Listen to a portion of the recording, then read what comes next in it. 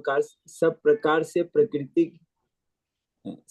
तीसरे अध्याय के 27वें श्लोक में भगवान कह रहे हैं कि वास्तव में संपूर्ण कर्म सब प्रकार से प्रकृति के गुणों द्वारा किए जाते हैं, तो भी जिसका अंतःकरण अहंकार से मोहित हो रहा है, ऐसा अज्ञानी मैं करता हूं ऐसा मानता है।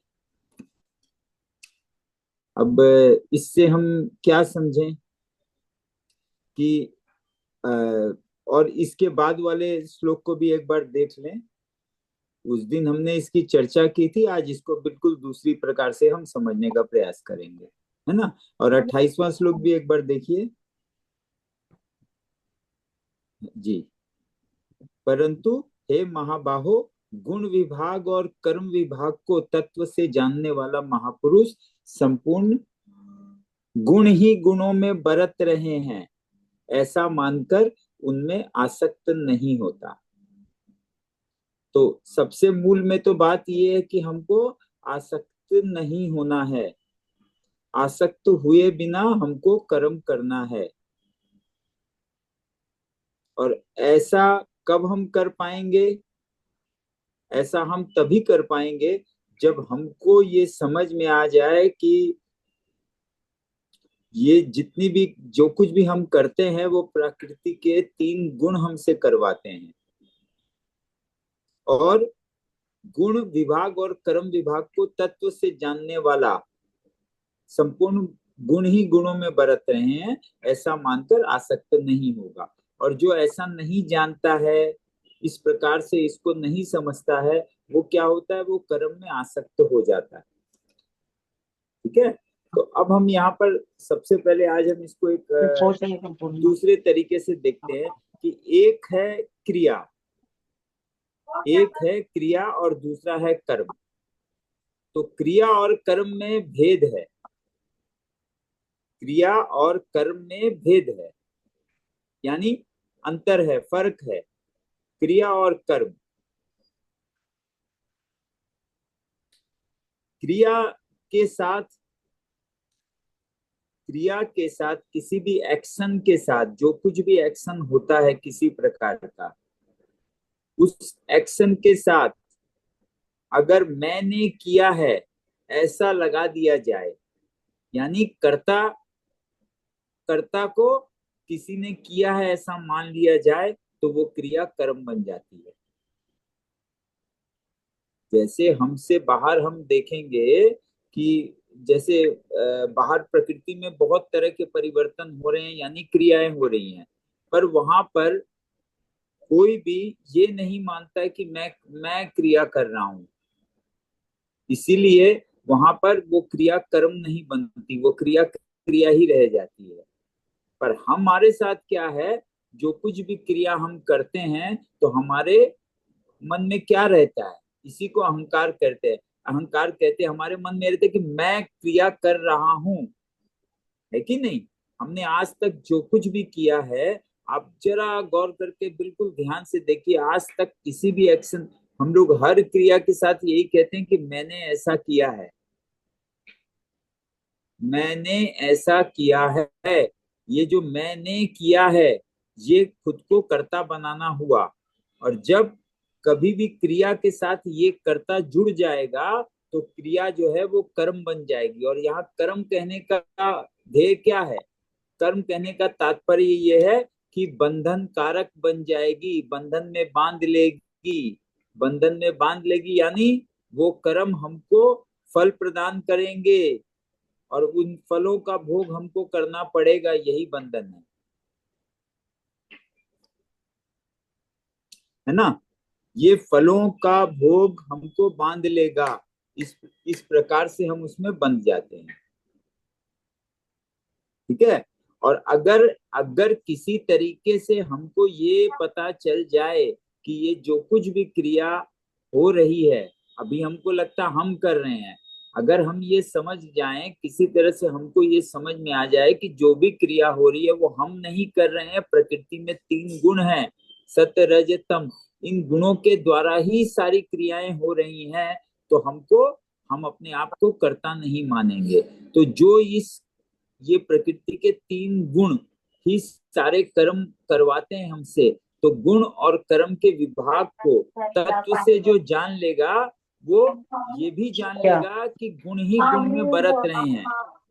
और उस दिन भी हमने इसकी चर्चा की थी कि 3 प्रकृति में 3 गुण हैं, ठीक है। और हम अगर देखें तो बाहर जो कुछ भी प्रकृति में हो रहा है, उसको तो हम ये मान लेते हैं कि ये हमसे बाहर हो रहा है, चलो ये प्रकृति की क्रिया है। लेकिन हम अपनी इंद्रियों, ज्ञानेन्द्रिय, कर्मेंद्रिय, अंतःकरण, अहंकार के जरिए जो कुछ भी करते हैं, उसको हम कभी नहीं मान पाते हैं कि ये प्रकृति की क्रिया है।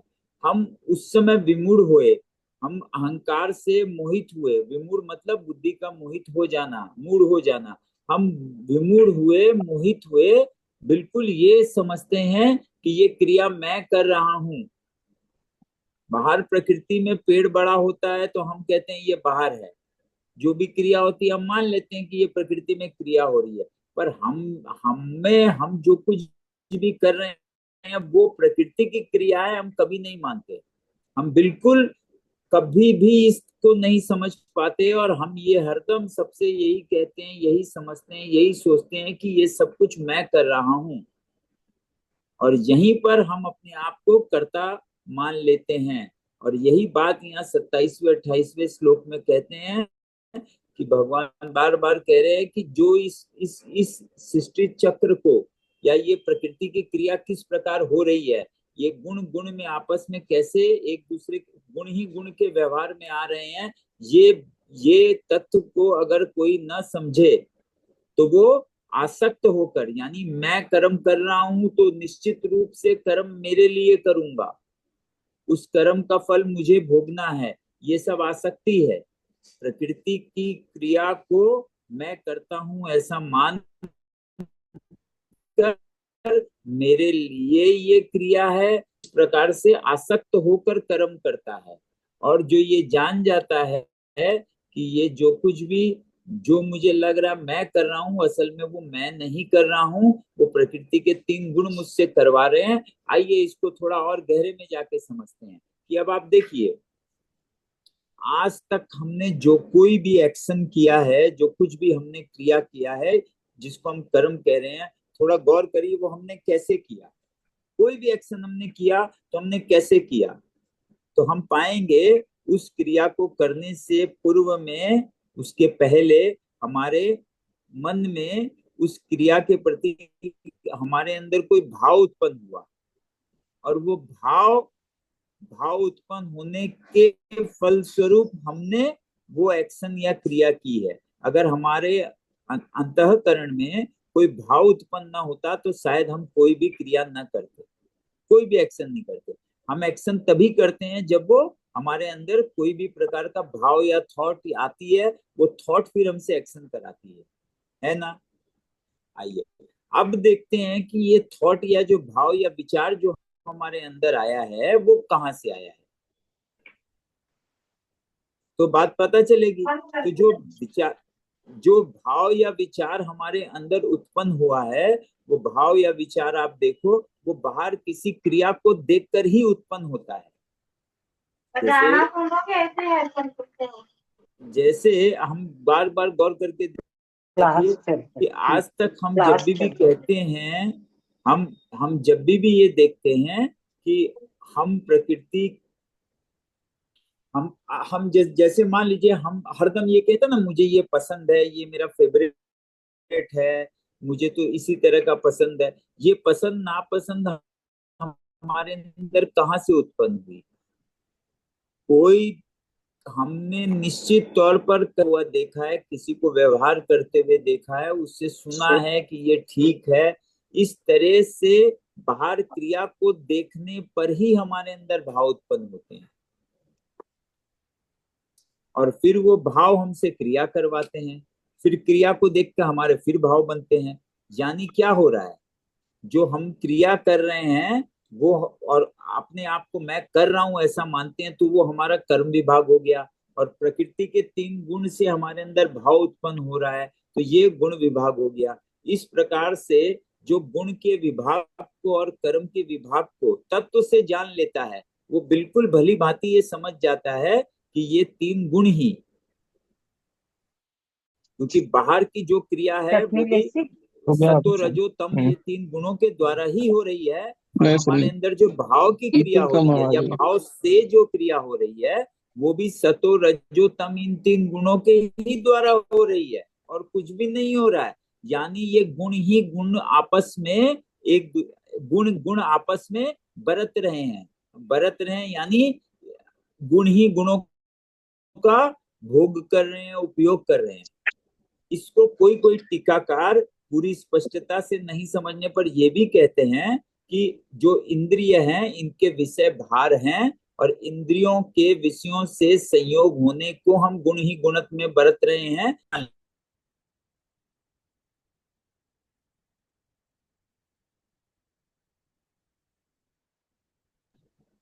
हाँ, हम कहाँ थे?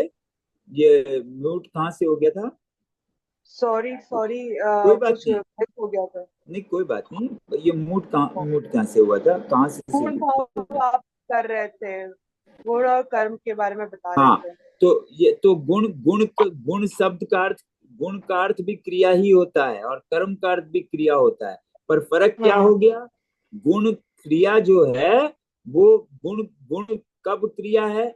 गुण क्रिया वो क्रिया है जहाँ पे कोई कर्ता नहीं बना है, जहाँ कोई अपने आप को कर्ता नहीं मान रहा है। और कर्म कब हो गया? जब उस क्रिया के साथ कर्ता जुड़ गया। तो कर्म प्लस कर्ता इज इक्वल टू, क्रिया प्लस कर्ता इज इक्वल टू कर्म। कर्म यानी जो हमें बांधेंगे वो कर्म, वो चाहे हमको स्वर्ग में बांधे, चाहे नरक में बांधे, या हमको सुख मिले चाहे दुख मिले, जो भी मिले, पर हम जिनसे फल कामना से बंधते हैं वो कर्म बने। और वो कब बने? जब हमने अपने आप को कर्ता माना। अगर हम कर्ता खुद को नहीं मानते हैं तो कर्म बनते ही नहीं है, वो क्रिया ही रह जाती है। जैसे ये गुण विभाग है, ये क्रिया मात्र है, और जब यहाँ पे कोई कर्ता बना तो वो क्या हुआ? वो कर्म बन गया। क्रिया के साथ कर्ता जुड़ने पर ये कर्म हो जाता है। जो इसको भली भांति समझ लेगा वो अच्छी तरह से ये समझ पाएगा कि ये असल में जो बाहर क्रिया हो रही है जिससे हमारे अंदर भाव उत्पन्न हो रहे हैं, तो ये बाहर की क्रिया भी 3 गुणों के द्वारा ही हो रही है, सतो रजो तम। यानी बाहर जो भी क्रिया हो रही है सतो रजो तम, यानी रज, पहले अगर हम रजोगुण को समझेंगे तो जो हमें प्रवृत्त करता है, क्रिया में लगाता है, या जिससे कुछ भी बढ़ता है या आरंभ होता है ना। कोई भी क्रिया सबसे पहले क्या होती है? आरंभ होती है, और आरंभ होने के बाद वो क्रिया में अवरोध हो जाता है या प्रतिरोध हो जाता है, या वो क्रिया बंद हो जाती है ना। तो क्रिया आरंभ हुई, इसको रजोगुण समझिए, और क्रिया बंद हो गई, यानी उसमें अवरोध लग गया, प्रतिबंध लग गया, तो वो क्या हुई? वो उसको तमोगुण कहेंगे। और ये आरंभ और अंत होने के मध्य में कुछ देर के लिए तो वो स्थिति भी बनी रही ना उसकी। कोई भी वस्तु, किसी भी चीज का आप देखोगे तो आरंभ और अंत के मध्य में उसकी स्थिति भी है, उसी स्थिति को हम सतोगुण समझिए। तो अब आप देखिए, बाहर किसी भी, चाहे पत्थर की, पेड़ की, हवा की, किसी भी कोई क्रिया हो, कोई भी वस्तु हो, कुछ भी हो, नया से पुराना होना, कोई भी वस्तु आरंभ होती है यानी नई नई है, और नई से पुरानी होकर एक दिन नष्ट हो गई। तो उत्पन्न होने और नष्ट होने के मध्य में क्या है? उसकी स्थिति है ना। तो यही 3 प्रकार से ही क्रिया होती है।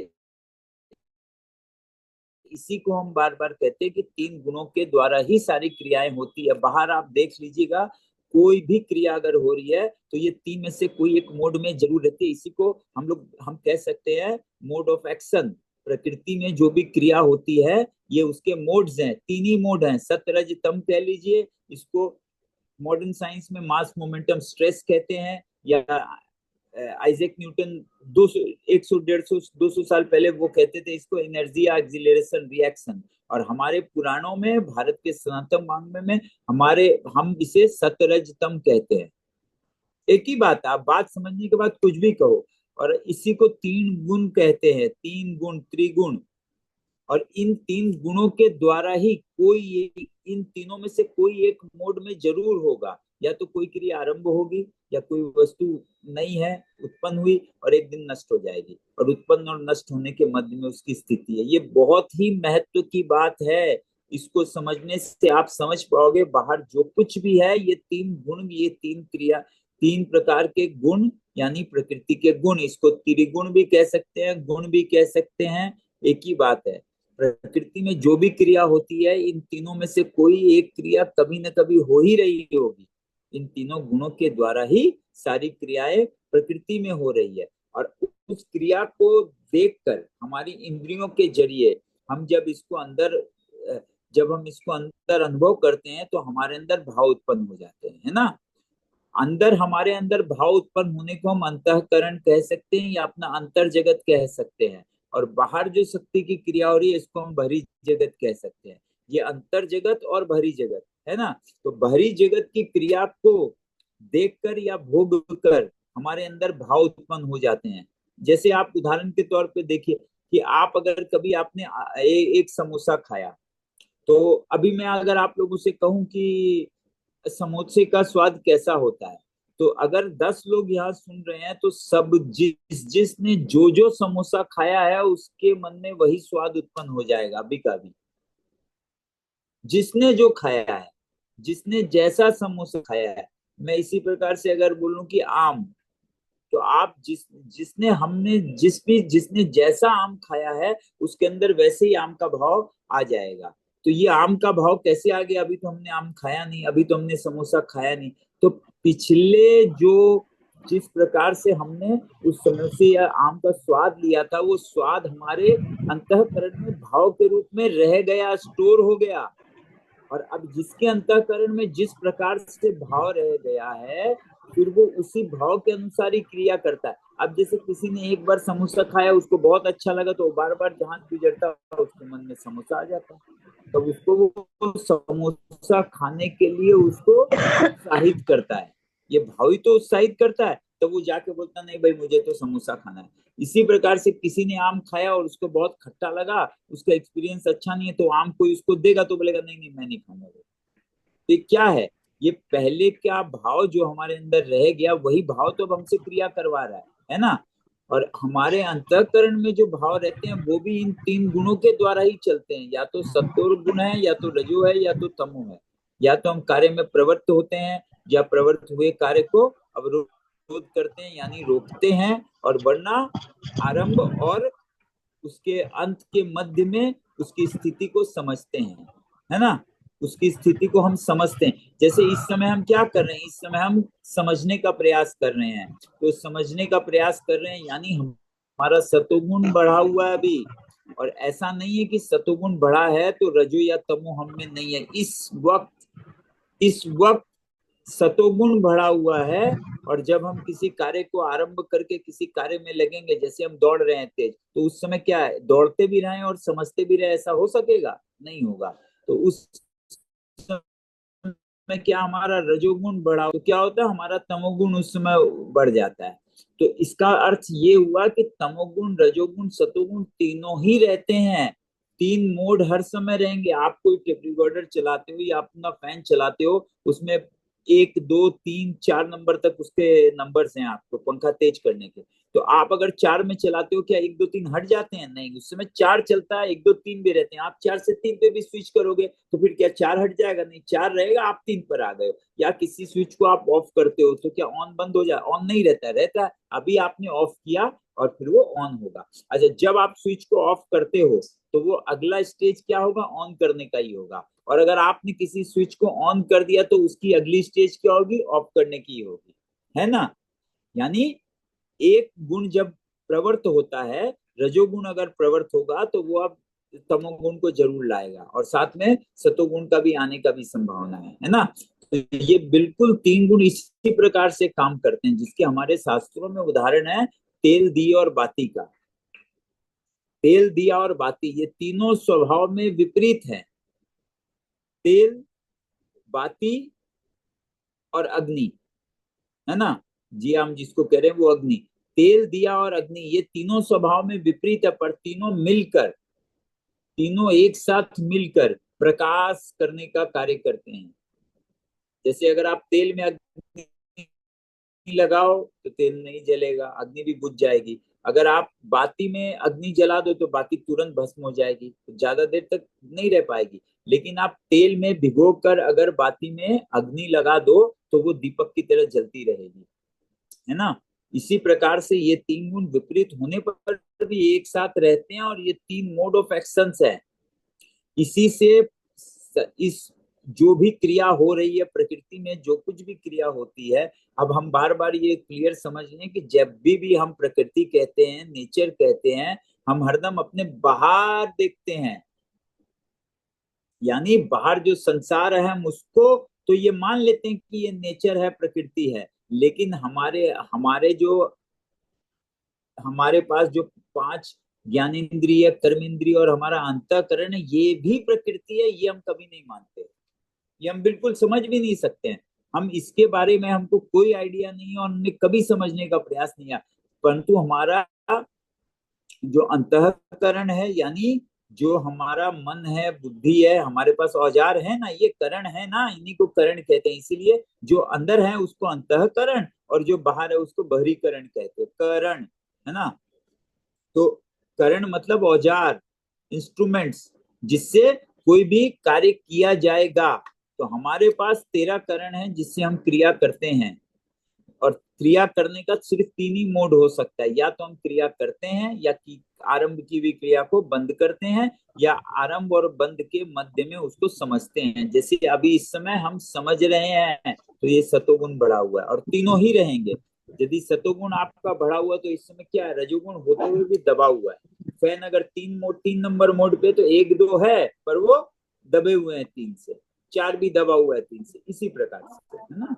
तो हमारी जो इंद्रियां हैं, हमारे जो भाव उत्पन्न हो रहे हैं, ये सब के सब प्रकृति हैं, ये सब परिवर्तनशील हैं।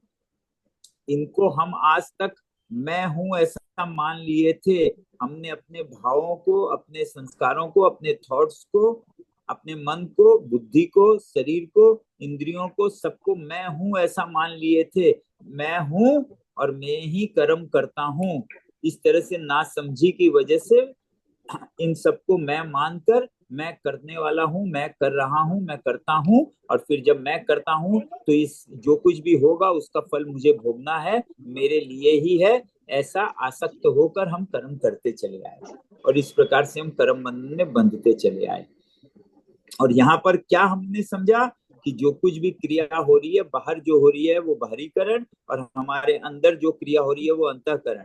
अंतःकरण और बाहरीकरण सभी क्रिया है, पर हमने अंतःकरण से जो क्रिया करते हैं हम उसको हम कर्म का नाम दे देते हैं, क्योंकि हम नहीं समझने की वजह से खुद को कर्ता मान लेते हैं।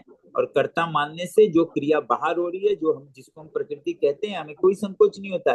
पर अपनी एक्शन को हम कभी प्रकृति नहीं कहते, वो कहते हैं हमने किया है। और हम इसी को ये जो है ये बहुत महत्व का बात है।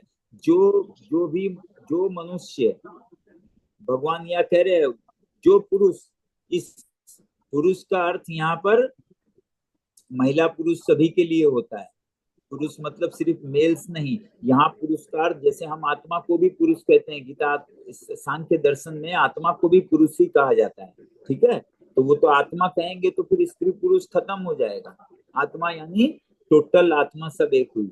तो ये जो है, जो पुरुष जिसने भी ये समझ लिया कि बहरी बाहर जो है वो क्रिया है, और उसको गुण का क्रिया कहते हैं, और अंतःकरण में जो हम जिसको कर्म कह रहे हैं वो भी क्रिया ही है, वो भी क्रिया छोड़ के और कुछ नहीं है। लेकिन जब जब हम इस बात को नहीं जानते हैं तो हम हरदम ये कहते हैं कि मैं कर रहा हूं।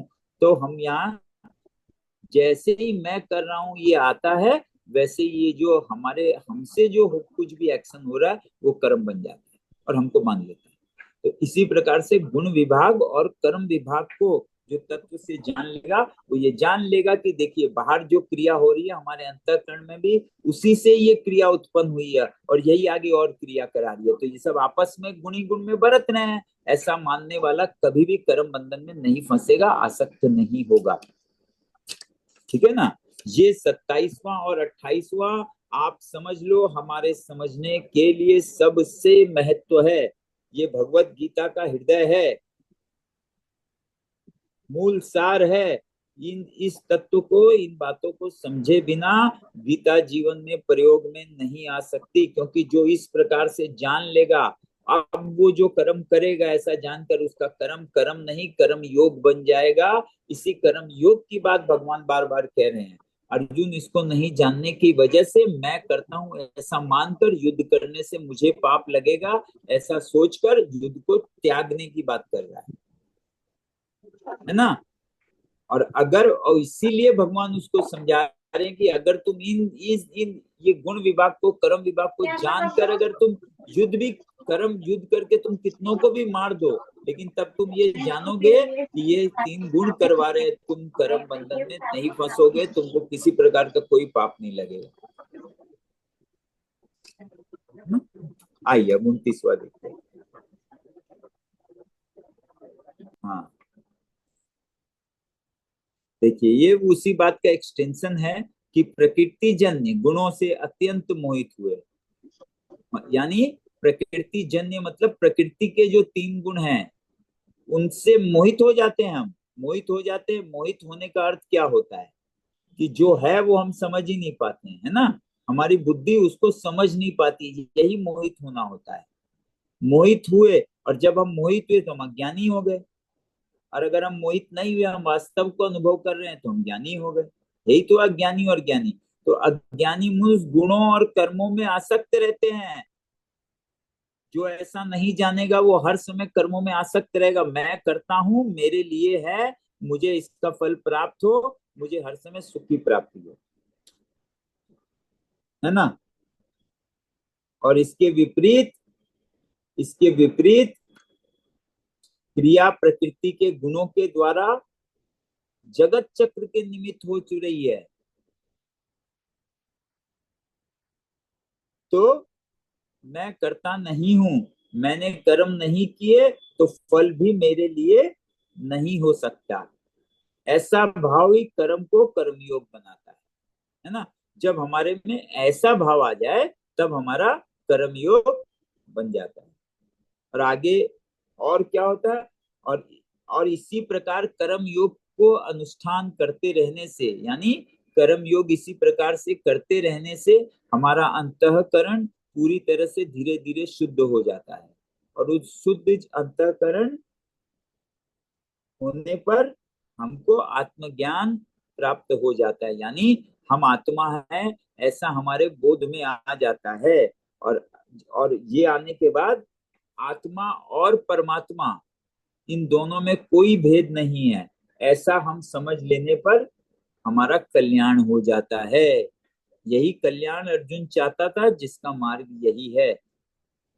और इसके विपरीत जब प्रकृति के गुणों से हम मोहित होकर कर्म करते हैं तो हम खुद को कर्ता मानते हैं, कामना फल की रखते हैं, और उसके बाद हम जो कुछ भी करते हैं, मैंने किया, मेरे लिए किया, मेरे कोई फल प्राप्त हो, ये हम आसक्त होकर कर्म करते हैं। और यदि कोई आसक्त होकर कर्म करेगा तो उसका कल्याण निश्चित तौर पर हो ही नहीं सकता। और कल्याण करने के लिए यह आसक्ति का त्याग करना सबसे महत्व का है ना। और प्रकृति जन गुणों से अत्यंत मोहित हुए अज्ञानी मनुष्य गुणों और कर्मों में आसक्त रहते हैं। हम आसक्त को समझ चुके, गुण को समझ चुके, कर्म को समझ चुके, है ना। ये सबको अलग अलग तोड़ तोड़ के बहुत डिटेल्ड में समझना है। हमने कर्म को समझा, हमने क्रिया को समझा, हमने क्रिया के साथ कर्ता लगने पर कर्म बनता है ये समझा, है ना। और कर्म बनने पर ही यानी आसक्ति है। और क्रिया हम नहीं कर रहे हैं ऐसा समझ लेने पर, क्रिया के साथ कर्ता नहीं जुड़ने पर क्रिया आसक्ति नहीं हुई, वहां पर अनासक्त भाव से जो कुछ भी किया जाएगा उससे कोई प्रकार का फल का प्राप्ति नहीं होगा। और जब हमको कर्म कुछ रिएक्शन करने के बाद फल का प्राप्ति नहीं होगा तो हम कर्म बंधन से छूट जाएंगे, और कर्म बंधन से छूटने का अर्थ हुआ परमात्मा की प्राप्ति। और कर्म बंधन में फंसे रहने का अर्थ हुआ संसार में भ्रमण करते रहना, संसार में गोते लगाते रहना। अब आप देखते हैं ना, हम बहुत साधक संजीवनी बहुत सी गीताएं लाते हैं तो देखते हैं कि भगवान बहुत सारे मनुष्यों को भव सागर से तार रहे हैं, यानी किसी बहुत सागर में लोग डूब रहे हैं और भगवान पकड़ के निकाल रहे हैं। ये सागर क्या है? यही वो भव सागर है, ये संसार सागर है जिसमें हम बार बार गोते लगा रहे हैं और उससे वो हमको निकालने का प्रयास कर रहे हैं। तो जो बात को समझेगा नहीं वो निकल सकेगा नहीं, और जो समझ लेगा वो निश्चित तौर पर एक न एक दिन निकल जाएगा। तो और यही बात ये बता रहे, पूर्णतया न समझने वाले मंद बुद्धि अज्ञानियों को पूर्णतया जानने वाले ज्ञानी मनुष्य विचलित न करें। अब ये 29वें में ये बात आ रही है ना। अब यहाँ भगवान कह रहे हैं कि जो अज्ञानी है, जिसको ये समझ नहीं है कि प्रकृति के 3 गुण ही सब कुछ करवा रहे हैं, मैं नहीं करता, जो ऐसा नहीं जानता, तो वो यही जानता है कि ये जो कुछ भी कर्म है ये मैं करता हूँ, है ना। तो भगवान कह रहे हैं कि जिसको ये समझ में आ गया कि मैं नहीं करता हूँ, प्रकृति के 3 गुण करते हैं, वो जो लोग आसक्त होकर कर्म कर रहे हैं उनको उनको विचलित ना करें, विचलित ना करें। यानी अब देखिए पिछले के श्लोकों में भगवान ने कहा है कि अगर किसी को ये पता चल जाए, कोई ये समझ जाए कि प्रकृति के 3 गुणों के द्वारा ही सारी क्रियाएं हो रही हैं, तो वो उसके लिए अब कुछ करना शेष रहेगा? प्रकृति के गुण में क्रिया हो रही है, उसका अपना कोई कर्तव्य कर्म नहीं रहेगा उसका, और वो जगत चक्र को भी समझ लेगा। अगर कोई जैसे हमने पिछले 1-2 सत्संगों में चर्चा की, ये जगत चक्र क्या है, तो जो ये जगत चक्र को समझ लेगा कि एक महायज्ञ है, यानी जगत चक्र में यहाँ जितने भी प्राणी हैं वे एक दूसरे को सहयोग करते हुए एक दूसरे की पुष्टि करेंगे, उनकी वृद्धि करेंगे। इस प्रकार से कर्म करना है, और ये कर्म करना फिर किसी के लिए इंडिविजुअल क्या रहेगा, या एक जो पूरा यंत्र है उस यंत्र के एक पुर्जे के रूप में हमको कर्म करना है। तो जो पुर्जा रहता है उसका पूरा यंत्र के ऊपर जो टोटल यंत्र जो जिस प्रकार से चल रहा है, तो किसी पुर्जे पर पूरे यंत्र की कोई जिम्मेदारी रहती है क्या? जैसे अभी आपके हाथ में कमजोरी आ जाए तो आंखों को कोई प्रॉब्लम होगा क्या उससे? या आपकी आंख से दिखाई कम दे तो हाथों को प्रॉब्लम होगा क्या? तो सबका अपना अपना रोल है। इसीलिए आंख का हाथ पर कोई कर्तव्य नहीं है, लेकिन हाँ ये पूरा एक मशीन है, ये एक यूनिट है, इस पूरी यूनिट के लिए हमको कर्म करना है। इस प्रकार से अगर कर्म करता रहा जाए तो मनुष्य कभी भी कर्म बंधन में नहीं फंसेगा। लेकिन जिसको इस जगत चक्र का ज्ञान नहीं है, अगर जगत चक्र का ज्ञान नहीं है, वो जिसको गुण विभाग और कर्म विभाग का बोध नहीं है, उसको ज्ञानी जिसको पता है वो कभी विचलित ना करे। विचलित इसलिए कह रहे हैं भगवान यहाँ पर कि जो ज्ञानी है उसके लिए करने के लिए कोई कर्तव्य कर्म नहीं रह जाता है, परंतु जिसने नहीं समझा है उसको भी ये बात कहा जाए तो वो जो कर रहा है वो भी छोड़ देगा। तो उसको ऐसा नहीं कहते अज्ञानी को। इसीलिए भगवान कह रहे हैं कि जो जान गया है जिसने इस रहस्य को समझ लिया है, वो नहीं जानने वाले को ऐसा कभी नहीं कहे कि प्रकृति के 3 गुणों में क्रिया करिए, तुम तो करता हो नहीं भाई, तुम करता हो ही नहीं, तो वो तुरंत काम को छोड़ के कहेगा मैं करता नहीं हूं तो मैं करूंगा भी नहीं। जैसा अर्जुन कह रहा है यहाँ पर, ये सब बात अर्जुन कह रहा है कि मैं कर्म नहीं करूंगा, और 3रे अध्याय के आरंभ में उसने भगवान से कह दिया, साफ साफ कह दिया कि आप मुझे इस घोर कर्म में क्यों लगा रहे हैं, आप मुझे इस युद्ध रूपी घोर कर्म में, मतलब एकदम भयानक कर्म में क्यों लगा रहे हो? मत लगाइए मेरे को नहीं करना है। जब मुझे फल की प्राप्ति ही नहीं करनी है तो मैं कर्म ही क्यों करूं? और और और यहाँ इस बात के साथ भगवान समझाना चाह रहे हैं कि प्रकृति के 3 गुण क्रिया करवाते हैं, और उन प्रकृति के 3 गुण की क्रिया कभी बंद नहीं हो सकती। ये शरीर प्रकृति ही है, इस शरीर से कुछ न कुछ करते रहना ही पड़ेगा, कुछ न कुछ होता ही रहेगा। कोई चाह कर भी इस शरीर से क्रिया बंद नहीं करवा सकता।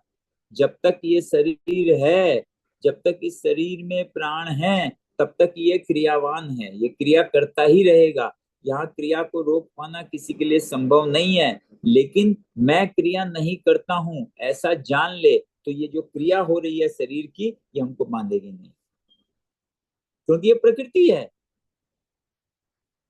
ये शरीर जो है ये प्रकृति है, और हमारा जो स्वरूप है वो प्रकृति से बिल्कुल भिन्न है, बिल्कुल अलग है, बिल्कुल उल्टा है। प्रकृति में क्रिया है और हमारा जो स्वरूप है वो अक्रिय है, वो तो कुछ नहीं करता। लेकिन दोनों का कॉम्बिनेशन है। इसको हमने अपने उदाहरण से समझा है कि हमारे कमरे में, जिसको हम कमरा कह रहे हैं, खालिस्तान है, और खालिस्तान में ही सब कुछ हो रहा है। बिना खालिस्तान के हमारे कमरे का कोई भी सामान रह नहीं सकता है, कमरा ही नहीं रह सकता है, और कमरे की कोई वस्तु नहीं रह सकती, वहां हवा नहीं रह सकती, रोशनी नहीं रह सकती, कुछ भी नहीं रह सकता है। लेकिन अब आप मेरे को ये बताइए कि खालिस्तान ना हो तो कुछ भी नहीं रह सकता, पर खालिस्तान क्या, कुछ इनके होने ना होने से खालिस्तान में कोई परिवर्तन होता है? खालिस्तान में क्या कुछ भी गड़बड़ होती है, घटबड़ होती है? नहीं होती है। वो जैसे का तैसा है। क्या इनसे खालिस्तान लिप्त होता है? नहीं होता। उसी प्रकार, लेकिन खालिस्तान ना हो तो कोई क्रिया संभव ही नहीं है।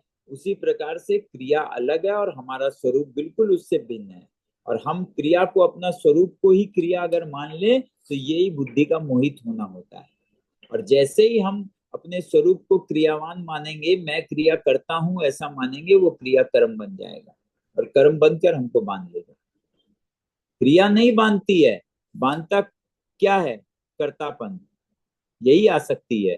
कर्तापन यानी मैं करता हूं ऐसा समझ हमको बांधता है। और इसी समझ को अर्जुन नहीं समझने की वजह से वो ये समझ रहा है युद्ध मैं करता हूं तो युद्ध का फल मेरे को प्राप्त होगा, और मेरे को लग रहा है कि इस युद्ध को करने से मुझे पाप लगेगा, मुझे नरक की प्राप्ति होगी। और भगवान ये कह रहे कि तुम युद्ध को करो, युद्ध तो तुमको करना ही पड़ेगा, तुम्हारा स्वभाव है, तुम क्षत्रिय, तुम्हारा वर्ण जो है वो क्षत्रिय का है, तुमको तो युद्ध करना ही पड़ेगा, बिना युद्ध किए तुम रह नहीं सकते हो। लेकिन अगर तुम ये समझ लो कि ये युद्ध रूपी कर्म भी जो तुम कर रहे हो वो असल में तुम नहीं कर रहे हो, ये प्रकृति के 3 गुण हैं। इन 3 गुणों की वजह से तुम्हारे अंदर क्षत्रिय का भाव उत्पन्न हो गया, यानी तुम्हारे अंदर रजोगुण और सतोगुण की बाहुल्यता है, जिसकी वजह से तुम युद्ध कर सकते हो, तुम युद्ध करोगे। वो गुण तुमसे युद्ध करवा रहे हैं, गुण तुमसे युद्ध करवाएंगे, और तुम अपने आप को मैं युद्ध करता हूं ऐसा मान लिए तो फंस जाओगे। और अगर तुम ये जानकर समझकर कि तुम नहीं, प्रकृति के 3 गुण युद्ध करवा रहे हैं, तो तुम नहीं बंधोगे। यही है गीता का सार, यही हमको समझना है ना। और जो, लेकिन जिसको ये समझ नहीं है, और जिसको समझ है वो नहीं समझने वालों को, भाई कर्म तुम तो करते नहीं हो, प्रकृति के 3 गुण में, इस प्रकार बोलकर विचलित न करें। ये जो बहुत समझ गया है उसी के लिए ये सब बातें हैं, जो नहीं समझा उसके लिए ये सब दूर दूर से गीता देखने की बात है। तो दूर दूर से सुनेगा। 18 अध्याय हैं, 700 श्लोक हैं, भगवान अर्जुन को ज्ञान दे रहे हैं, युद्ध क्षेत्र में हुआ इस तरह की ऊपर ऊपर की बातें करता रहेगा। वो ऐसा हो गया, वो चक्र चल गया, ये सब बातें ऊपरी बातें करता रहेगा। गहराई में जिस बात को समझाने के लिए हमको, जिस प्रकार हमारा कल्याण के उद्देश्य से गीता सुनाई जा रही है भगवान के श्रीमुख से, वो हम नहीं समझ पाएंगे और हमारे उपयोग में भी नहीं आएगा, इसीलिए नहीं भी आता है। अब आप देखिए, कितना दिन से कितना बार गीता सुने और नहीं समझ में आया। और देखिए, हम ये 28वां, 27वां, 29वां श्लोक को हम कितनी बार, कितने प्रकार से समझने का प्रयास करेंगे, क्योंकि ये गीता का सार यही छुपा हुआ है। आप इन ये जगह अगर आप समझ रहे हो, तो अगर अब आप पीछे से गीता समझते आओगे, क्योंकि अभी तक हम जिस प्रकार से दूसरे अध्याय से हमने आरंभ करके यहाँ तक हम आए हैं, आप गहराई में जाकर देखोगे कि बहुत सी बातें कुछ समझ में नहीं आई है। अभी हम वापस करेंगे तो देखेंगे आप आके निकल गई, लेकिन ये गुण विभाग कर्म विभाग को समझ कर अगर आप पीछे से वापस समझना शुरू करोगे, सुनना शुरू करोगे, तो आप देखोगे आपको बहुत सी ज्यादा आपकी पकड़ मजबूत बन गई, आपको बहुत सी बातें बहुत स्पष्टता से समझ में आने लग गई, है ना। हाँ, आइए अब 30वां श्लोक देखते हैं।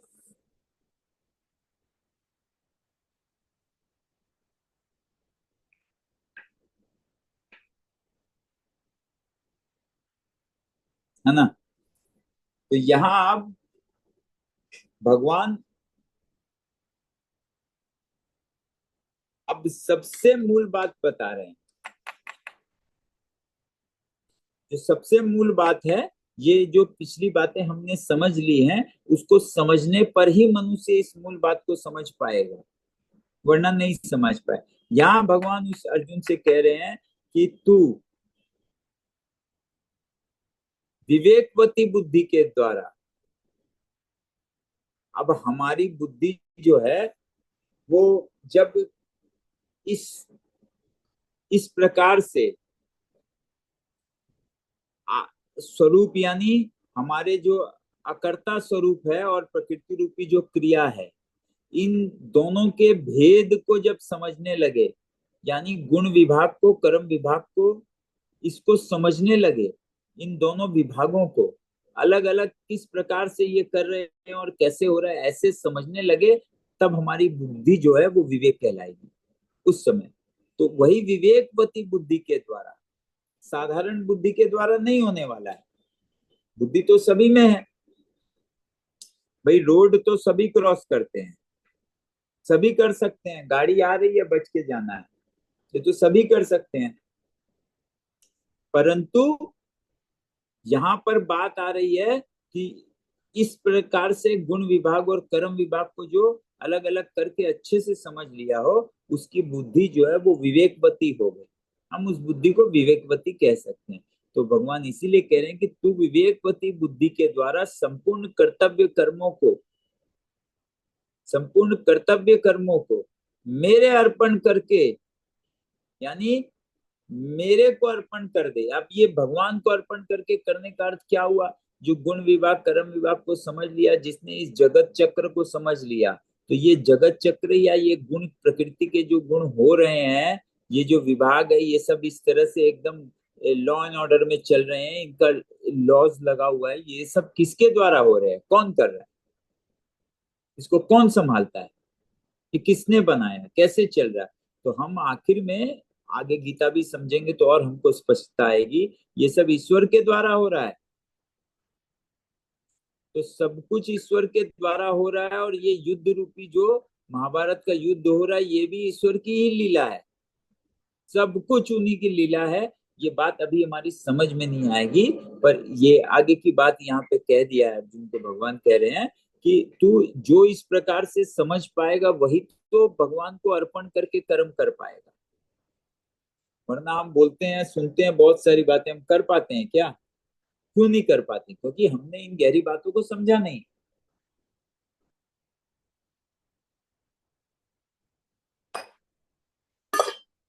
है ना। तो भगवान कह रहे मेरे को अर्पण करके, तो अर्पण तो तभी कर पाएंगे जब हमको ये पता चल जाए कि ये प्रकृति के 3 गुण जो क्रिया कर रहे हैं, इन सारी क्रियाओं के पीछे किसका हाथ है, कौन ये सब क्रिया को संतुलित करता है, कौन इसको चला रहा है। तब हम पाएंगे कि ये सब ईश्वर के द्वारा हो रहा है ना। तो उस ईश्वर को अर्पण करके, या दूसरी तरफ हम जब समझे कि ये संसार एक जगत चक्र है, यानी एक यंत्र है, और ये पूरा यंत्र है, बिल्कुल सारे पुर्जे अपना अपना काम करते रहे तो यंत्र बिल्कुल सुचारू रूप से चलेगा। तो ये यंत्र को बनाया किसने, और इसमें ये लॉ एंड ऑर्डर किसने लगा के रखा हुआ कि ये बिल्कुल इसी तरह से चल रहा है? पृथ्वी सूरज के चारों तरफ घूम रही है, एक ही दिशा में घूम रही है, बिल्कुल वैसे ही चल रहा है। ये सब लॉर्ड एंड ऑर्डर किसने लगाया? तो जो ये सब बातों को समझेगा वही भगवान को अर्पण करके कर्म कर पाएगा, कि जो कुछ भी हो रहा है उन्हीं के निर्देश से, उन्हीं की इच्छा से, उन्हीं के द्वारा हो रहा है। यदि हम ऐसा समझ जाएंगे तो हम अपने ऊपर कुछ भी नहीं लेंगे। अब हम जो कर्तव्य कर्म हमारा होगा, यानी जो हमारी वर्ण या हमारे स्वभाव के अनुसार हमसे हो पाएगा वो हम सब करेंगे, वो करेंगे, लेकिन ईश्वर को अर्पण करके करेंगे। और ऐसा करेंगे तो क्या हम में अपनी कोई कामना बची रह जाएगी? कभी नहीं। इसका उदाहरण के तौर पे आप समझो कि हम अपने परिवार में जब बहुत छोटे थे तो हमको जो मम्मी पापा कहते थे हम वो कर देते थे। तो हमको क्या कोई टेंशन था क्या कि दवाई कहाँ से आएगी, डॉक्टर कहाँ से आएगा, स्कूल की फीस कहाँ से जाएगी, घर का किराया कहाँ से जाएगा, घर में जो राशन लगता है वो कहाँ से आएगा, दिवाली में नई ड्रेस कहाँ से आएगी? हमको कोई चिंता थी? हम तो कहते थे भाई हमको चाहिए, मिल जाए, मिले जो मिले जैसा मिले। तो उसी प्रकार से अगर हम परमात्मा को, जिस ईश्वर ने सृष्टि को बनाया है, चला रहे हैं, हम ये रहस्य समझ के उन्हीं को अर्पण करके जब कर्म करेंगे, मेरे लिए मेरा कोई कर्तव्य नहीं है। और हो भी कहाँ से, पूरे यंत्र का मैं पुर्जा हूं, मेरे को अपना काम करना है, मेरा क्या कर्तव्य है? मैं ये करूंगा, पूरा यंत्र चलेगा, यंत्र चलेगा तो मेरा भी ठीक हो जाएगा, मेरा भी उसी में निहित है, मेरा भी सब। तो उसका अब अपना इंडिविजुअल कोई कामना रह सकता है? कभी नहीं रह सकता है। इसीलिए कह रहे मेरे को अर्पण करके कामना रहेगी। और ममता यानी मेरे लिए, कामना मतलब, कामना का मतलब उससे होने से फल प्राप्ति मुझे हो। और फल प्राप्ति जब वो कोई भी चाहता है तो वो अनुकूलता को ही चाहता है, सुख को ही चाहता है ना? तो इसी को कामना कहते हैं। और मेरे लिए है ऐसा मानने को ममता कहते हैं। तो और जो बंदा ये जान जाएगा कि सब कुछ ईश्वर करा रहा है, उन्हीं के द्वारा हो रहा है, तो मैं सब कुछ उनको अर्पण करके जब कर्म करूंगा तो मेरी अपनी कोई कामना रह सकती है? मुझे ममता रह सकती है? कभी नहीं रह सकती, हो ही नहीं सकता। और यदि कामना ममता नहीं है तो उसके पास कोई संताप भी नहीं रहेगा। हमको संताप क्या चीज का होता है? हम कुछ करना चाहते थे, हो कुछ जाता है, यही तो संताप रहता है, अरे ये ठीक से नहीं हो पाया, पूरा वैसा तो नहीं हो पाया, यही तो संताप है। तो यदि हमारे अंदर कोई कामना नहीं है, ममता नहीं है, तो संताप भी नहीं हो सकता। और अगर हमें कामना है, ममता है, तो संताप निश्चित तौर से आएगा। अपने सुख के लिए कर्म करेंगे, और सुख हम चाहते थे 100, और अगर 99 भी आए तो हम कहेंगे अरे 1 पॉइंट तो कम रह गया, है ना? तो वो संताप रह ही जाएगा। इसीलिए जो ईश्वर को अर्पण करके कर्तव्य कर्मों को करेगा, कौन? जिसकी बुद्धि विवेकवती हो गई है वही कर पाएगा। इसीलिए कह रहे हैं तू विवेकवती बुद्धि के द्वारा संपूर्ण कर्तव्य कर्मों को मेरे अर्पण करके कामना रहित, ममता रहित और संताप रहित होकर युद्ध रूप कर्तव्य कर्म को कर। युद्ध रूप कर्तव्य कर्म अर्जुन का है, मेरा आपका चार में से कोई एक वर्ण जरूर है, और मेरा आपका अपने वर्ण के अनुसार अपना, तब हम हमको भगवान कहेंगे कि तू जॉब रूप, तुम व्यापार रूप, जो भी हम करेंगे, यहाँ अर्जुन को कहे युद्ध रूप, हमको कहेंगे वैसा। तो ये अब ये जो कह रहे भगवान, इससे हमको धीरे धीरे, हम अभी क्या, अभी अगर हम अपना स्वरूप या अपना स्वधर्म खोजने जाएंगे तो हम बहुत अच्छी तरह से नहीं जांच पाएंगे। इसलिए सुनते सुनते, समझते समझते आगे जब हम बढ़ेंगे, धीरे धीरे आप सबको स्पष्ट हो जाएगा, और आप अपना स्वभाव और वर्ण आप खुद निश्चित कर पाओगे, है ना? तो फिर उसके अनुरूप हम, वही हमारा कर्तव्य कर्म है। अगर हम जॉब कर रहे हैं तो हमारा मालिक से हमको जो भी हमारा जो, आजकल मालिक बोलना तो खराब लगता है, जो भी जिस हमारा जो एम्प्लॉयर है ना, जो हमारा एम्प्लॉयर है, हमको उसका हित का सोचना चाहिए।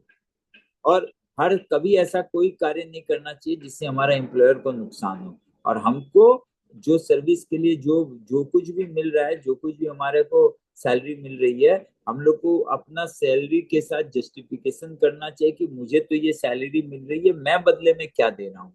यही अपना, जिसका भी जो कर्तव्य कर्म है, उसको उसको एक बिल्कुल करते रहना चाहिए, और ईश्वर को अर्पण करके। और अर्पण ऐसे नहीं हो सकता है, हम कहते हैं कि तेरा तुझको सौंपते क्या लागत है मोय, मगर क्या सौंपते हैं? हम तो कहते हैं भगवान को कि तेरा मुझको सौंप दे। उसको क्या कहते हैं कि तू तेरा भी मुझको सौंप दे, सब कुछ मेरे को ही दे दे, और जो जो मेरे को चाहिए वो दे दे। सांप दे दे पर जहर मत दे, सब कुछ मेरे को दे दे, मेरे मन मुताबिक दे दे। हम यही सोचते हैं, यही करते हैं, इसीलिए तो उल्टी बुद्धि है हमारी। तो इस तरह से समझ नहीं होने से कभी अर्पण हो नहीं सकेगा, समर्पण अर्पण नहीं हो पाएगा। और बात समझ में आएगी जब हम प्रकृति हमसे भिन्न है, गुण विभाग कर्म विभाग इस तरह से जैसे हम समझ रहे हैं इस प्रकार अगर हम समझते जाएंगे तो क्या होगा, हमसे अर्पण भी एक दिन हो जाएगा।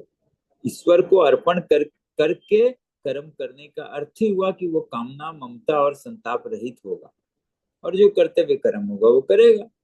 अर्जुन अपने कर्तव्य कर्म से भागने का प्रयास कर रहा है, क्योंकि उसको युद्ध घोर दिख रहा है, युद्ध करने से स्वजनों की मृत्यु से उसको गहरा पाप दिखाई दे रहा है। तो वो बातों को समझा नहीं, वो कर्ता मान के कर रहा है, इसलिए ये सब पर लागू होगा। और यहाँ पे एक ही उपाय है, सब कुछ करो मगर करता नहीं हो, ये जानकर करो तो फंसोगे ही नहीं। और कर्ता मान कर करोगे तो तुम्हारा कल्याण नहीं होगा, तुम संसार में ही फंसे रहोगे। और मैं करता नहीं हूं ऐसा जानकर, प्रकृति के तीन गुण करता है, मैं नहीं हूं ऐसा जानकर कर्म करोगे तो तुम कल्याण को प्राप्त हो जाओगे, है ना। आइए अब अगला श्लोक देखते हैं। हाँ,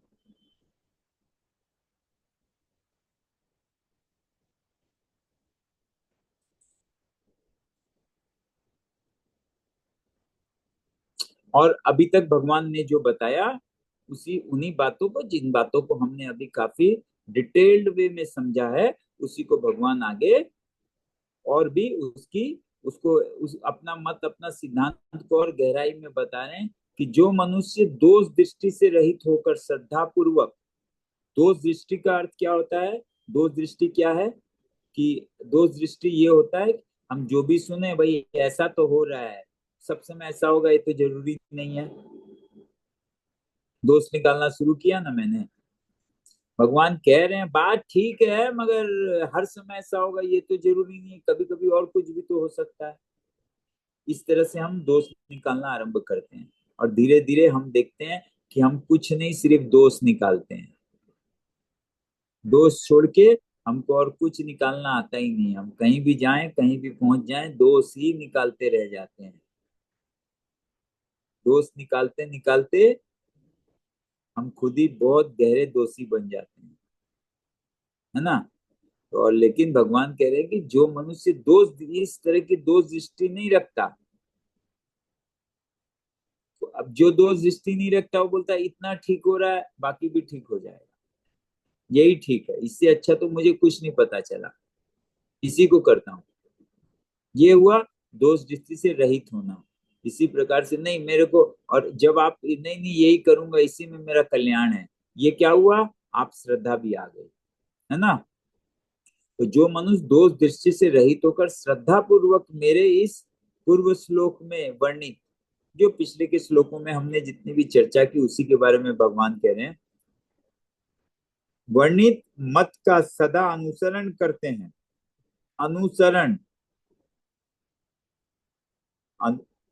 एक शब्द है शरण और आगे लग गया अनु, तो अनु लगने का अर्थ क्या होता है, राग है अनुराग, है ना। हम लोग संधान अनुसंधान, अनुसंधान का मतलब होता है अनु लगने का दो तीन अर्थ होगा, लेकिन सबसे पहले आप अर्थ लगे किसी भी शब्द के आगे जब अनु लगता है तो वो एकदम पिन पॉइंटेड हो जाता है, यानी कोई भी एकदम स्पेसिफिक बात पर ले जा रहा है। और शरण मतलब सब किसी का भी शरण है, और अनुसरण मतलब जो भगवान ने कहा उसी का फॉलो करना, उसी को फॉलो कर रहा है ना।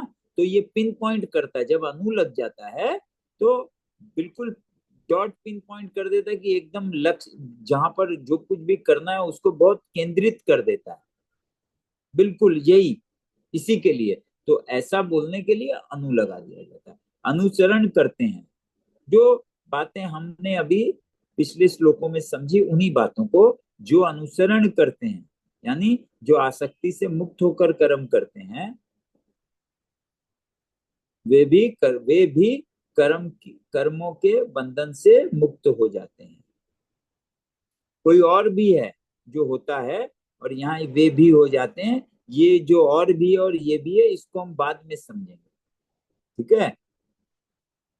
लेकिन फिलहाल आप यही समझिए कि जो इस तरह से बिना दोष बिना किसी दोष को, जिनको दोष नजर ही नहीं आए और जिनकी श्रद्धा बहुत गहरी हो जाए, वो इस श्रद्धा के साथ दोष रहित होकर अगर भगवान के पिछले बताए गए श्लोकों में जो भी भगवान ने जिस तरीके से हमको जो समझाया, उसका जो अनुसरण करते हैं, वे भी वो कर्म बंधन से मुक्त हो जाते हैं। जो जान लेते हैं वो तो मुक्त हो ही जाते हैं, और जो पूरा नहीं जानकर भी श्रद्धा के साथ इसको फॉलो करते हैं, वे भी कर्म बंधन से छूट जाते हैं। आइए अब 32वां देखते हैं।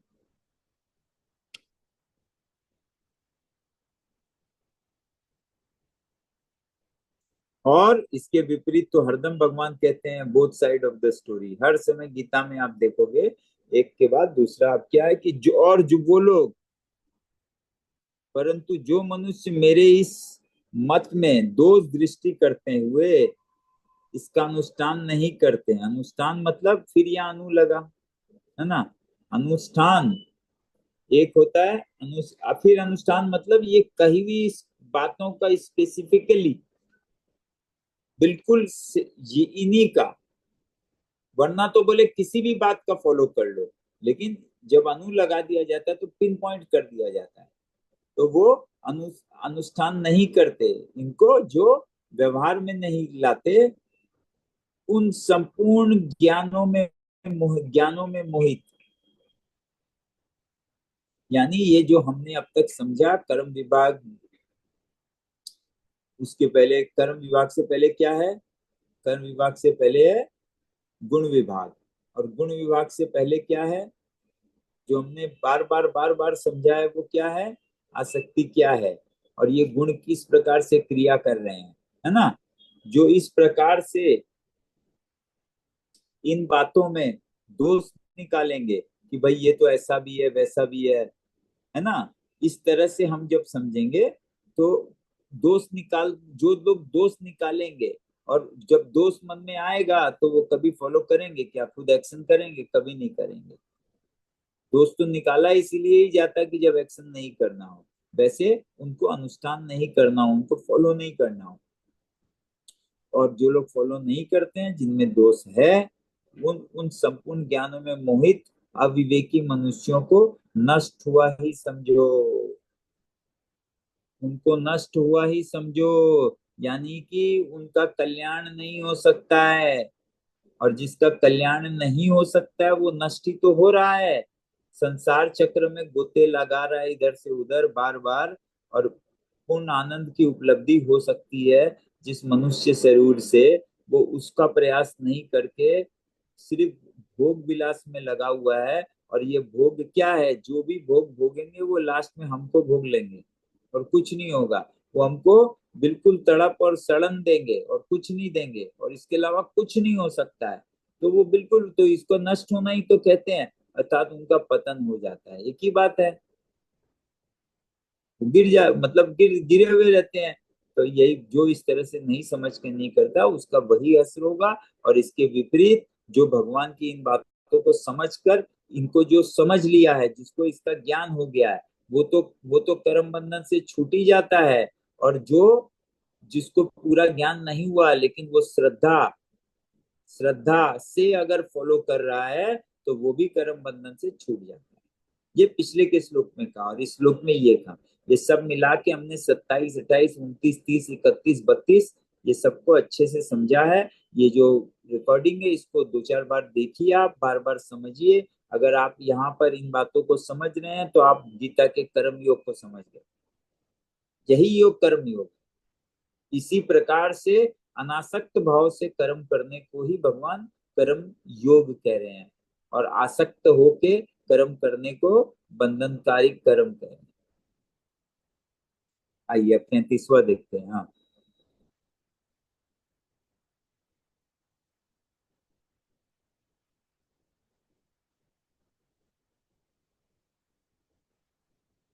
है ना। अब क्या करें कि भगवान के मत के अनुसार जो लोग नहीं चलते उनका पतन हो जाता है ना।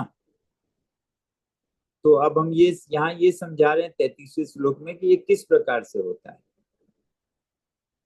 ऐसा किस प्रकार से होता है। तो इसको समझने के लिए एक चार्ट हम लोग देखते हैं।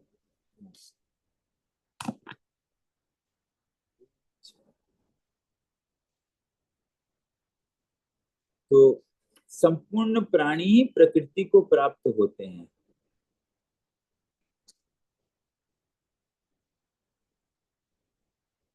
ज्ञानी महापुरुष भी अपनी प्रकृति के अनुसार चेष्टा करता है, फिर इसमें किसी का हट क्या करेगा।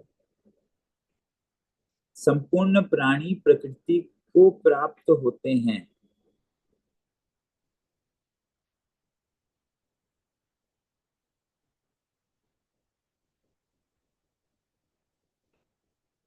यानी हम जो कुछ भी कर्म कर रहे हैं, जिस प्रकार से भी जो कर्म कर रहे हैं, वो क्या हो रहा है, वो प्रकृति के इस स्वरूप जैसे हमारी प्रकृति हो रही है, यानी जैसे हमारे अंदर गुणों की निर्मिति हो रही है, सतो रजो तम तीन प्रकार के गुण भाव के रूप में जैसे हमें संग्रहित हो रहे हैं, वही तो हमसे सारे कर्म करवा रहे हैं, है ना। इसी प्रकार से गुण गुण में बरतने से सब प्राणी प्रकृति को ही प्राप्त हो रहे हैं। और जो ज्ञानी है, जिसने इस सिद्धांत को समझा है, वो भी किंतु जब कर्म करेगा, यानी कर्तापन से मुक्त होकर कर्म करता है, तभी भी वो किंतु जो भी कर्म करे वो करता तो अपने स्वभाव के अनुसार ही है। जैसे अर्जुन को भगवान युद्ध कहने के लिए करने के लिए कह रहे हैं, क्योंकि वो उसका स्वभाव है। उस स्वभाव है, यानी अर्जुन के भाव में रजोगुण सतोगुण से मिश्रित रजोगुण का बाहुल्य है, वही अधिक है। इसीलिए वो इस प्रकार के ही कर्म कर पाएगा, क्योंकि ये उसका स्वभाव है। तो अर्जुन अपने इसी प्रकार से स्वभाव को से कर्म करते हुए कल्याण को प्राप्त हो गया, या हो रहा है, या होगा। और दूसरा कोई किसी और प्रकार से करते हुए कल्याण को प्राप्त होगा। यानी जिस जो प्राप्त हो भी गए हैं, उन्होंने भी कर्म किंतु अपने स्वभाव या अपने वर्ण के अनुसार ही किया था। बार बार इन बातों पे जोर इसलिए है कि अर्जुन जो है वो अपने वर्ण आश्रम को, यानी अपने कर्तव्य कर्म युद्ध को त्याग करने की बात कर रहा है।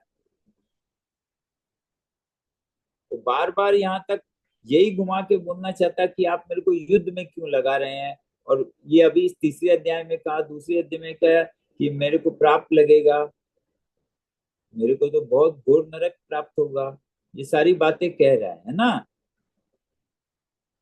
तो यहाँ पर ये उसके अर्जुन की इसी बातों के उत्तर में भगवान इस बात पर विशेष जोर दे रहे हैं उसको बार बार कि तुम जो जो भी कर्म करोगे वो तुम नहीं करते हो, तुम्हारी प्रकृति यानी तीन गुण तुमसे करवाते हैं। और तीन गुण किस प्रकार करवाते हैं, सबसे तो एक सा कर्म नहीं करवाते हैं, सबसे तो भिन्न भिन्न कर्म होता है ना।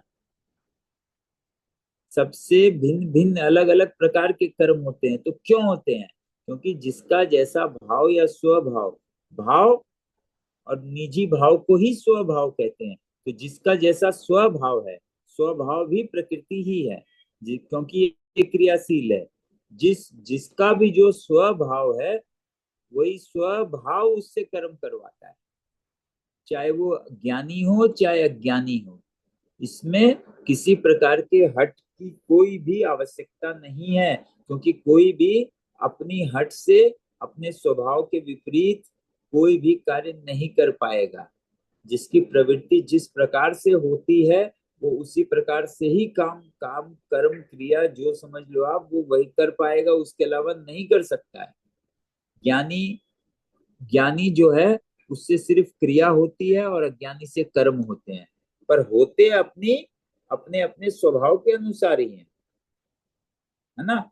ये बिना स्वभाव के कोई कर्म संभव नहीं है। स्वभाव होगा ही होगा, वही कर्म करवाएंगे। लेकिन जो ज्ञानी है उसके कर्म क्रिया के रूप में होंगे, कर्म नहीं बनेंगे, क्योंकि वो अपने आप को कर्ता नहीं मानता है। वो जानता है प्रकृति के 3 गुण से क्रिया हो रही है। और जो अज्ञानी है वो अपने आप को कर्ता मानता है कि मैं ही ये कर रहा हूं।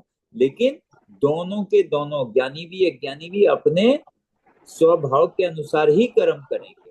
यही बात यहाँ बताना चाहते हैं। आइए अब 34वां श्लोक। वर्ण और स्वभाव अगर स्पष्ट नहीं हो तो ये बातें बहुत स्पष्ट नहीं हो पाती हैं। इसीलिए शुरू में जो भी चर्चाएं की उसको हमने बहुत बार बार एक ही बात को बहुत बार कहा, घुमा घुमा कर कहा। वो इसीलिए कि शुरू के बातों को, शब्दों को अगर हम गहराई से नहीं पकड़ पाए तो आगे की बातें बिल्कुल भी नहीं हो पाएंगी। जो शुरू के अध्याय में जो कुछ कुछ शब्द को हमने बार बार बहुत बार रिपीट किया, वो इसीलिए किया कि वो सब नींव थी। अगर नींव मजबूत नहीं होगी तो मकान नहीं खड़ा हो पाएगा, हिलडुल होगी मकान में। बिल्कुल उसी प्रकार से,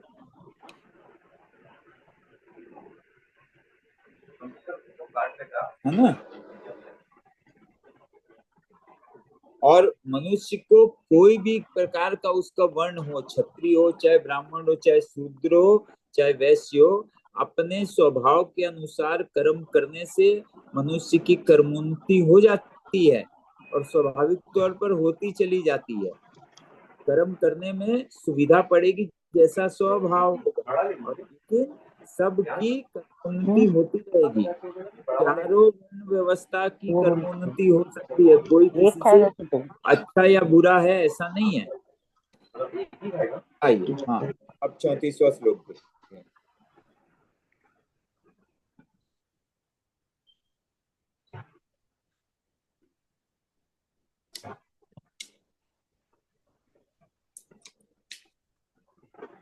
इंद्रिय, अब ये जो भगवान ने कहा कि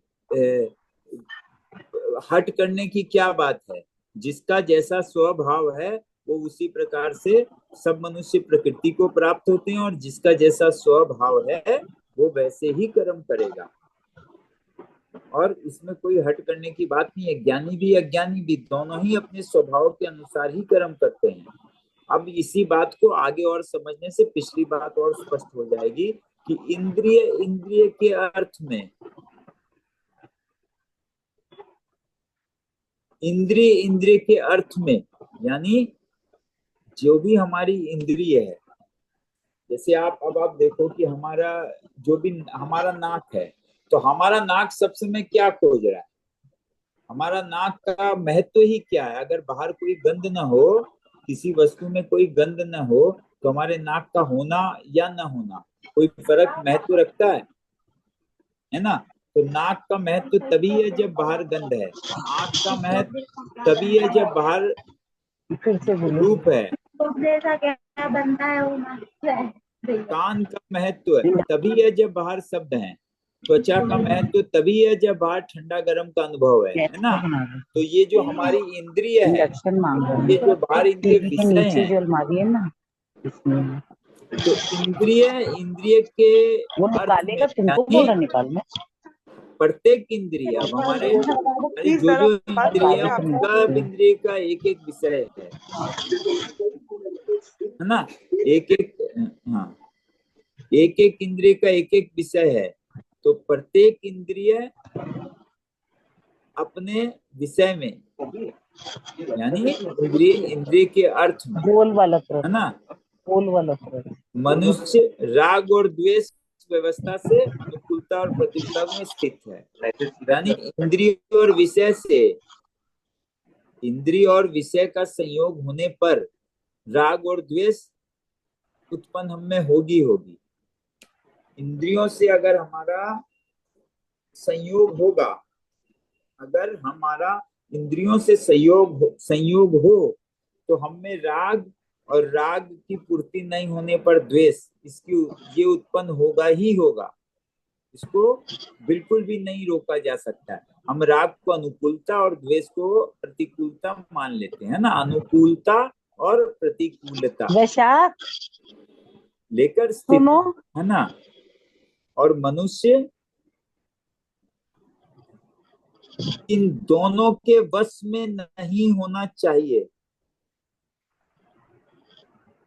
और बात समझिए, ये बात ये कह रहे हैं कि भगवान जो है कह रहे हैं कि ये जो राग और द्वेष है, मनुष्य इसके वश में कभी भी नहीं होना चाहिए, क्योंकि राग और द्वेष दोनों ही हमारे, अगर हम में राग और द्वेष उत्पन्न होती है तो इसका अर्थ क्या है कि हमारा अंतःकरण अशुद्ध है।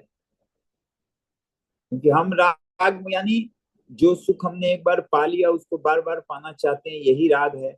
और यदि राग है तो द्वेष उत्पन्न होगा ही होगा, क्योंकि उसमें बाधा पड़ेगी। और जिस जिस जो कोई बाधा डालेगा हमको उस पर द्वेष हो जाएगा उससे, और क्रोध आएगा, है ना। आएगा ही आएगा, ऐसा होगा ही होगा। तो ये दोनों ही, अगर हम में राग भी हो चाहे द्वेष भी हो, ये दोनों ही हमारे कल्याण के मार्ग में बाधा है, सबसे बड़ी विघ्न है।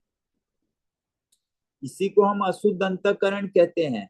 और ये कर्म योग का अनुष्ठान करने से, अनासक्त भाव से कर्म करते रहने से क्या होगा, हमारा अंतःकरण जो है इसमें राग और द्वेष की निर्मित नहीं होगी, राग और द्वेष नहीं बनेंगे,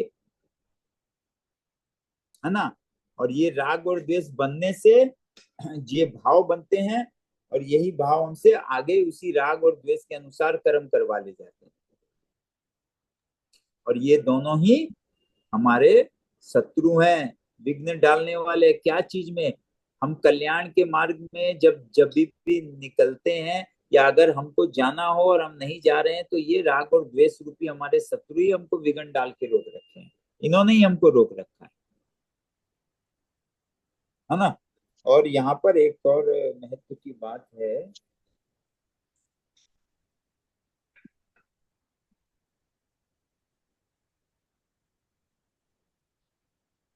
अच्छा उसको तो बात करते हैं।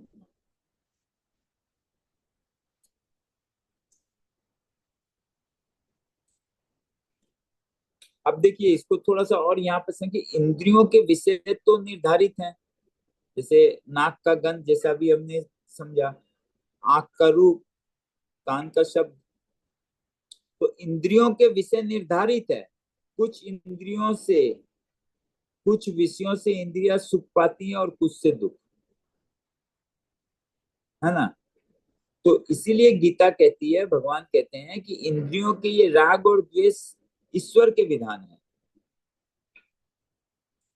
पहले से ही ये नियमानुसार व्यवस्थित है। ये राग और द्वेष अनुकूलता और प्रतिकूलता से जो उत्पन्न होते हैं, ये क्या है, नियमानुसार, नियम के अनुसार व्यवस्थित हैं, यानी ईश्वर के विधान है। और ये समझते हुए कि ये ईश्वर के विधान है, इंद्रियों का विषयों से संयोग होने पर इनकी निर्मिति है, ये बनते हैं, ये समझते हुए विषयों का जो भोग करते हैं, वो चित्त से हरदम ईश्वर मुखी रहते हैं।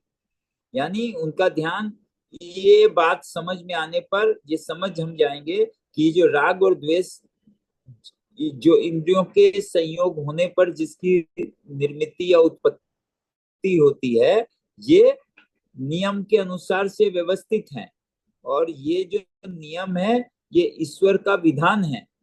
विधान यानी उनके द्वारा ये विधा बनाई गई है, ये विधा मतलब तरीका, ये तरीका उनका बनाया हुआ है। इस प्रकार से जो ये जानकर इन विषयों का भोग करता रहेगा, वो कभी भी ईश्वर से विमुख नहीं होगा, ईश्वर के सम्मुख रहेगा। यानी उसको इस बात का अगर ज्ञान रहे, स्मरण रहे कि ये जो राग देश मेरे में उत्पन्न हो रहा है, इंद्रियों का विषयोग से संयोग, इंद्रियों का विषयों से संयोग होने पर जिसकी जो उत्पन्न हो रहे हैं, इस ये सब ईश्वर का ही विधान है।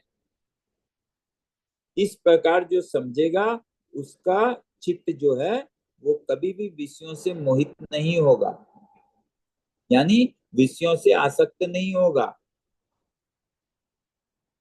और जो ऐसे नहीं समझेगा, जैसा कि हम अभी कर रहे हैं, हम विषयों से आसक्त हो जाते हैं, है ना। हमको हर समय नहीं लगता है ये मेरे लिए ही हो, मेरे लिए ही हो, मेरे को ऐसा ही चाहिए, हर चीज के साथ हमारे साथ आ जाता है ना। तो जो ऐसा नहीं समझते हैं वो मोहित रहते हैं, यानी उनकी बुद्धि विवेकी नहीं रहती है, अविवेकी बुद्धि रहती है, और वो विषयों से मोहित रहते हैं। और यही मोह होने की वजह से, यही मोह शत्रु है। कैसे शत्रु है? ऐसा मोह आ जाने पर हम अपने कल्याण की ओर अग्रसर नहीं होते हैं, इसीलिए कल्याण के मार्ग में ये मोह ही हमको विघ्न डालता है। और जो जिसको ये बात सदैव स्मरण रहेगी, हर समय से हमेशा जिसको ये बात याद रहेगी, उसकी बुद्धि मोहित नहीं होगी, वो मोह में नहीं पड़ता है ना। आइए 35वां श्लोक देखते हैं।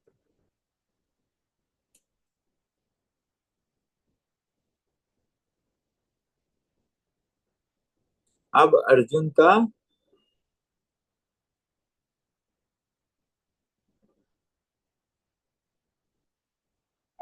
और अच्छी, और भगवान कह रहे हैं कि अच्छी तरह आचरण में लाए हुए दूसरों के धर्म से गुणों की कमी वाला अपना धर्म श्रेष्ठ है।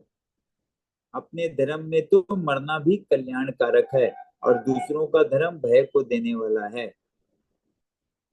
यहाँ पर इसके लिए ये बात जो भगवान यहाँ पे कह रहे हैं, इसके लिए सबसे पहले तो अर्जुन का है कि अर्जुन का धर्म था युद्ध करना, उसका कर्तव्य कर्म यानी उसका वर्ण वर्ण धर्म था, उसका स्वभाव था। वर्ण यानी स्वभाव से उत्पन्न उसका, यानी उसके अंदर जिस प्रकार के भी तीनों गुण उत्पन्न हो रहे थे, वो गुण में उसमें क्षत्रिय के गुण, जिस प्रकार के उसके गुण प्रकट हो रहे थे, उसको क्षत्रिय कहते हैं। तो वो उसका कर्तव्य कर्म था युद्ध करना, और वो अर्जुन जो है युद्ध का त्याग करके ब्राह्मण का वर्ण वर्ण धर्म अपनाने की बातें कर रहा है। वो कह रहा था कि मैं भिक्षाटन करके जी लूंगा, मैं भिक्षा को भी श्रेष्ठ मानता हूँ। इस प्रकार अपने सगे संबंधियों को युद्ध में इनको मारने से अच्छा तो मैं भिक्षा, क्योंकि नहीं, अगर युद्ध नहीं करेगा तो उसका जीवन निर्वाह कैसे होगा। तो बोल रहा जीवन निर्वाह के लिए मैं भिक्षा मांग के भी खा लूंगा, यानी अपने स्वभाव अपने स्वधर्म का त्याग करके दूसरों के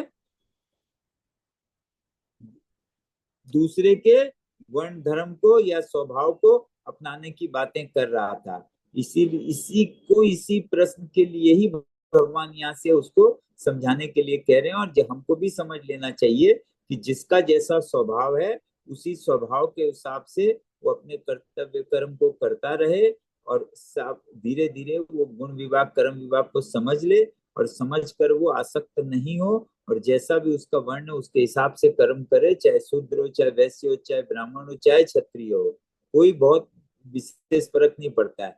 विशेष फर्क पड़ता है आसक्ति से, मैं करता हूं इससे,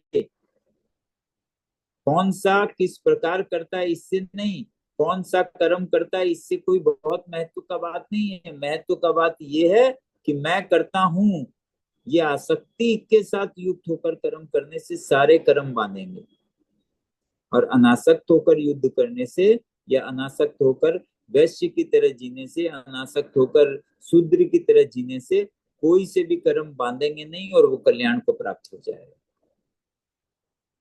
इसीलिए भगवान कह रहे हैं कि जिसका जैसा स्वभाव हो, वो अपने स्वभाव के अनुसार अगर कर्म करेगा तो उसको कर्म करने में सुविधा होगी। हम नहीं कहते कोई लेफ्ट हैंडर है कोई राइट हैंडर है, आप लेफ्टी वाला लेफ्ट हैंड से इतना अच्छे से लिख लेता है, और राइट हैंड वाला लेफ्ट, अगर राइट हैंड से लिखने वाला लेफ्ट हैंड से लिखने का कोशिश करे तो क्या होगा? क्यों?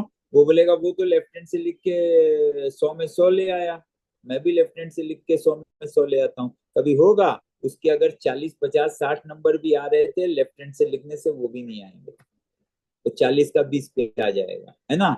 इसी बात से ये समझिए कि भगवान कह रहे हैं कि आप दूसरों के अनुसार मत, दूसरे का जो स्वभाव है वो तुम्हारे लिए भयावह हो सकता है, तुम्हारे लिए श्रेष्ठ नहीं, तुम्हारा अपना ही श्रेष्ठ है। तुम राइट से लिखते हो तो राइट से ही लिखो,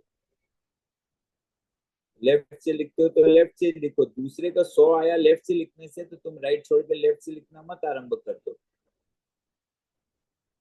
है ना। हाँ, और दूसरे का लेफ्ट हैंड से लिखने से आप देख लीजिए 60 आते तो 40 आ जाएंगे, 100 लेने चलेगा तो दूसरे को 100 वाले को लेफ्ट हैंड को देख करेगा। तो बात क्लियर हो गई। आइए अब 36वां देखते हैं। अब अर्जुन जी हैं, भगवान से करेंगे प्रश्न। अच्छा, ये बात ध्यान रखिएगा, अर्जुन ने सबसे पहला प्रश्न भगवान से कहाँ किया? दूसरे अध्याय के साथ। पहले तो वो पहले अध्याय में सिर्फ इतना ही कहता कि आप रथ को दोनों सेनाओं के मध्य में लेके चलो के सर, इतना ही, वहां कोई प्रश्न नहीं किया। लेकिन उससे बुद्धि मोहित होने के बाद दूसरे अध्याय के 7वें में भगवान से करता है कि मेरी बुद्धि काम नहीं कर रही है, मैं आपका शिष्य हूँ, मैं आपका शरण हूँ, आप मेरे को मेरे कल्याण का उपाय बताइए। ये दूसरे अध्याय के 7वें में किया। और फिर दूसरे अध्याय के ही वो 54वें श्लोक में अर्जुन भगवान से पूछता है कि जिसकी बुद्धि स्थित प्रज्ञ है, जिसकी प्रज्ञा स्थित हो गई, जिसकी बुद्धि स्थित हो गई, वो उसका आचरण कैसा होता है। और उसके बाद तीसरे अध्याय के आरंभ में प्रश्न करता है कि एक तरफ तो आप ज्ञान को श्रेष्ठ कहते हो, दूसरी तरफ आप कर्म को युद्ध को आप करने को कह रहे हो, मेरे को दोनों में जो मेरा निश्चित कौन सा एक बेस्ट है मेरे लिए वो बता दीजिए, है ना। तब भगवान यहाँ तक कहते आए। और अब भगवान की बात सुनने के बाद अब आप देखिए कि 36वें श्लोक में अर्जुन फिर भगवान से ये प्रश्न का पैटर्न नंबर 4 करेगा। आइए, अर्जुन वाच आ गया, हे कृष्ण। और यहाँ इनको बोलना वाषेण्य।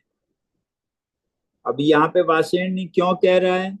तो वाषेण्य कह रहा है अर्जुन भगवान को। अब वो तो इतना संबोधन अलग अलग कर रहा है, क्यों कर रहा है? क्योंकि जो वाषेण्य है ये यदुवंश में वाषेण्य नाम का एक वंश है यदुवंशों में, और भगवान कृष्ण उसी में उत्पन्न हुए हैं, इसीलिए वो उनको वाषेण्य जो ये कुल है उसमें उत्पन्न है, इसीलिए उनको वाषेण्य कह रहा है। और यहाँ देखिए ना, वर्ण और कुल की बात चल रही है पिछले श्लोक में। भगवान कह रहे हैं ना कि अपने वर्ण के अनुसार ही कर्म करना चाहिए, तब अर्जुन उनको यहाँ पे वाषेण्य के नाम से संबोधित कर रहा है। तो हे वाषेण्य कृष्ण, फिर यह मनुष्य स्वयं न चाहता हुआ भी बलात् लगाए हुए की भांति किससे प्रेरित होकर पाप आचरण करता है? अब देखिए, यहाँ तो भगवान कह रहे हैं कि यहाँ ये बात कैसे उठी अर्जुन के मन में, तो वो प्रश्न फिर कर रहा है, वो ये बात आई कहाँ से? तो ये प्रश्न क्या है उसका कि मनुष्य स्वयं, भगवान तो कह रहे हैं ना कि मनुष्य जो कर्म है वो खुद नहीं कर रहा, प्रकृति के 3 गुण करवा रहे हैं, है ना।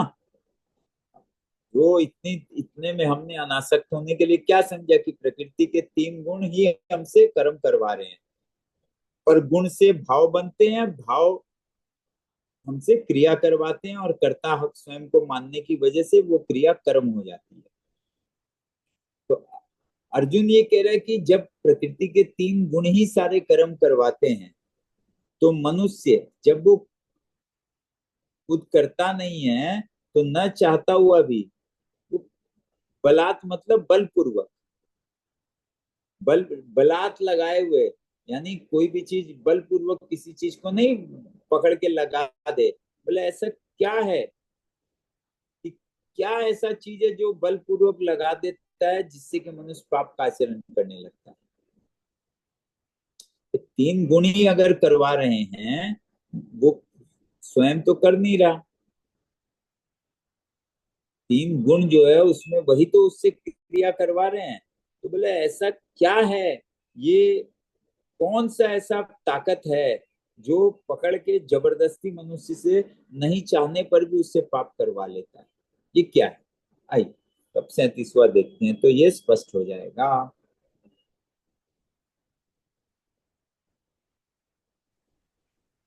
अब ये आ गया रजोगुण। रजोगुण से उत्पन्न यह काम अर्थात कामना ही पाप का कारण है। यह काम ही क्रोध में परिणत होता है। यह बहुत खाने वाला और महापापी है। इस विषय में तू इसको बैरी जान। किसको बोल रहे हैं भगवान? काम को। काम यानी हम काम मतलब एक ही चीज काम समझते हैं, पर असल में काम का अर्थ होता है, ये थोड़ा सा क्लियर कर लें, है ना। और ये काम उत्पन्न होता है रजोगुण से। रजोगुण यानी प्रवृत्त करने वाला गुण, जिससे आरंभ होता है, जो हमको प्रवृत्ति में लगाता है ना। तो देखिए, सबसे पहले देखिए कि कामना क्या है। जिसको हम काम समझ रहे हैं वो कामना एक ही बात है ना। अभी तक हम काम का अर्थ उसका एक छोटा सा हिस्सा को ले रहे थे, लेकिन असल में कामना क्या है ये देखते हैं। तो किसी भी वस्तु, वस्तु मतलब जो कुछ भी हम लोग सामान देख रहे हैं, कोई भी जिसको हम वस्तु समझें, कोई भी वस्तु, व्यक्ति, कोई भी इंसान, अब कोई भी किसी भी प्रकार का रिश्ता, किसी से कोई भी प्रकार का रिश्ता हो, कोई भी वस्तु और संसार में देख के अच्छी लग रही हो हमको, हम ऑन करते हैं, कोई और करता है, वो वस्तु। और क्रिया, एक्शन, जो कुछ भी एक्शन हम करते हैं किसी भी प्रकार का, इन तीनों से सुख यानी अनुकूलता, इन तीनों से सुख यानी अनुकूलता चाहना, यही कामना। फिर एक बार देखिए, किसी भी वस्तु से, व्यक्ति से और क्रिया से सुख अपने लिए, मतलब अपने लिए सुख। और सुख का अर्थ क्या हुआ? सुख का अर्थ हुआ फेवरेबल, फेवरेबल कंडीशन, अनुकूलता, फेवरेबल कंडीशन, अनुकूलता। बोले किसी भी वस्तु, व्यक्ति और क्रिया से सुख चाहना, यही काम है। और ये काम रूप एक दोष है ना, ये काम रूप जो एक दोष है, इस एक दोष में अनंत दोष, इस एक दोष में अनंत दोष, अंतहीन दोष इसमें छुपे हुए हैं। और इसमें क्या है? अंतहीन विकार होते हैं इसके।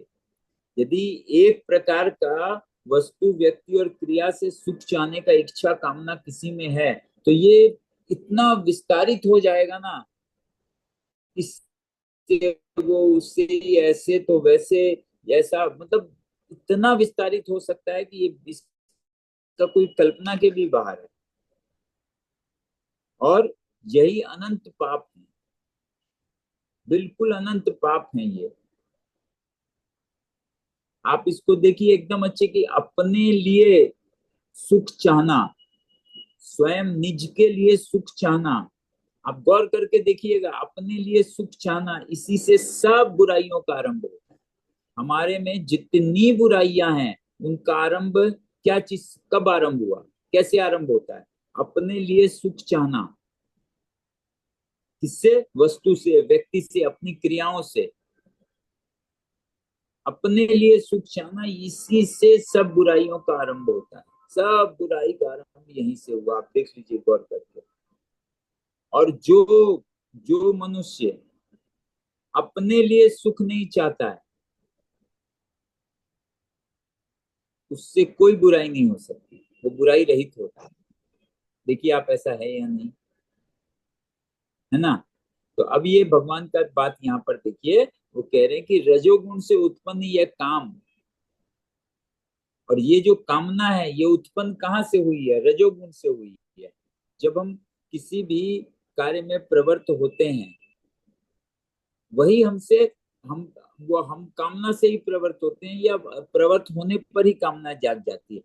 तो ये अर्जुन का प्रश्न क्या था कि वो क्या है जो मनुष्य जो है, जो तो क्रिया कर नहीं रहा, प्रकृति में ही क्रिया हो रही है, तो मनुष्य को कौन बलात्कार, कौन ही बलपूर्वक लगा देता है जिससे वो पाप करने लगता है।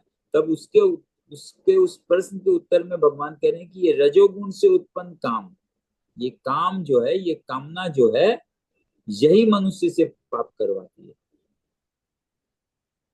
और कामना में बाधा क्रोध को ले आती है। और ये जो है, ये कामना बहुत खाने वाला है, यानी ये ऐसा महाशन है, यानी इसको जितना भी दे दिया जाए, जितना भी दे दिया जाए, पूरा ब्रह्मांड दे दिया जाए, तो भी ये कभी पूरा नहीं होता है।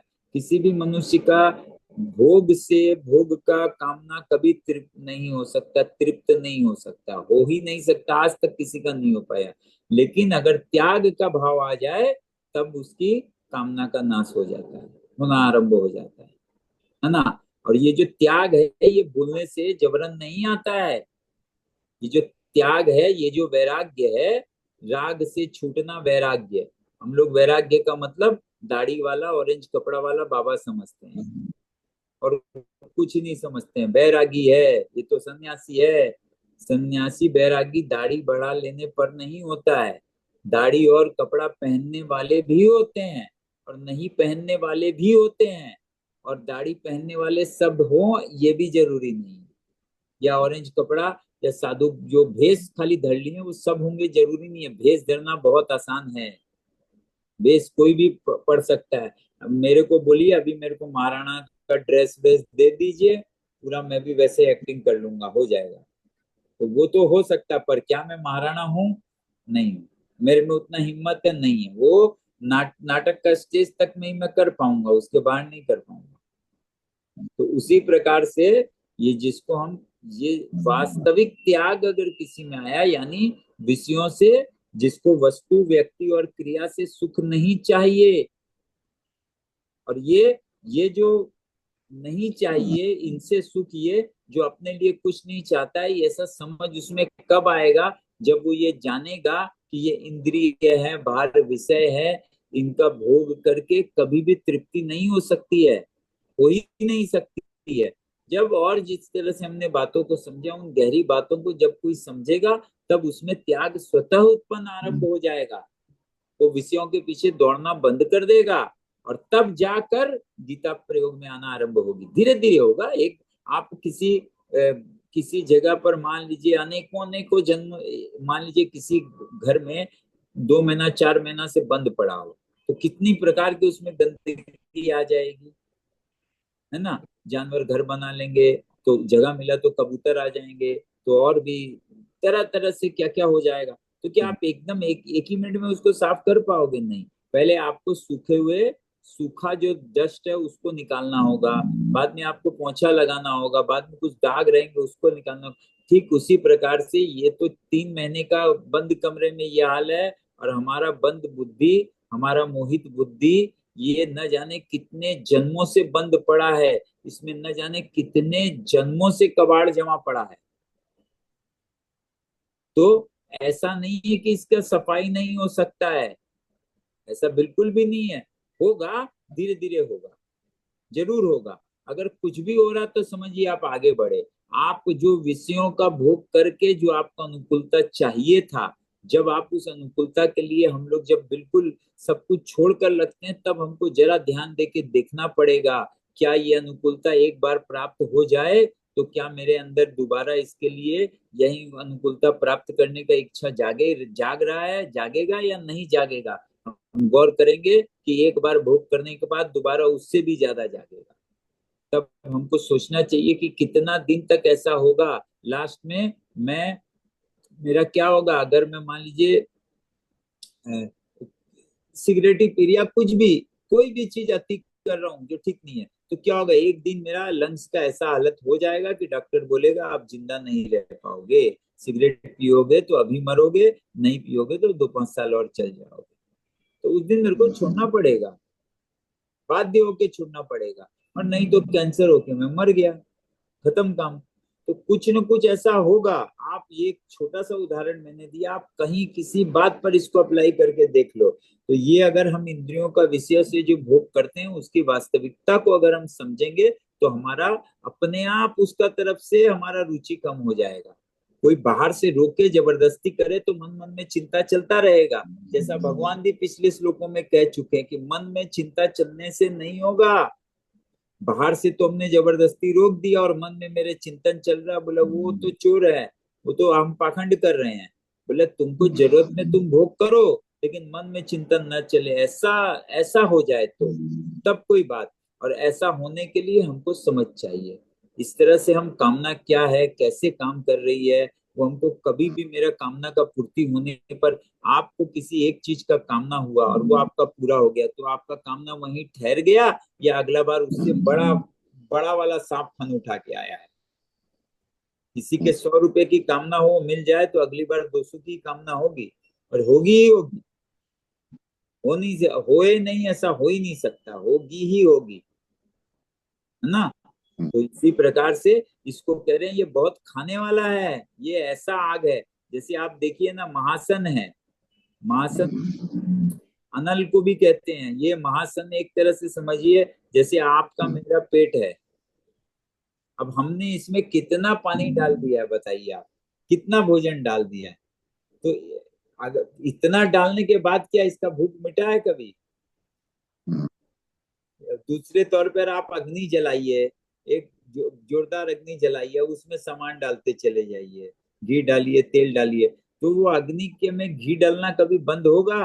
अग्नि कभी बोलेगी कि मत डालो? जितना आप दे दो पूरे संसार का ले आओ तो भी उसके लिए कम है। ठीक इसी प्रकार से ये कामना है, बहुत खाने वाली है। इसका पेट कभी नहीं भरेगा, चाहे आप कितना दे दो, है ना। और जो ध्यान से इस बात को समझेगा, वो कामना को समझने पर धीरे धीरे कामना से उसका जो कामना पूरा न भी जाए तो क्या पहले से कम होना आरंभ हो जाएगा। जब आप ध्यान से देखेंगे तब होगा। और ये महापापी है।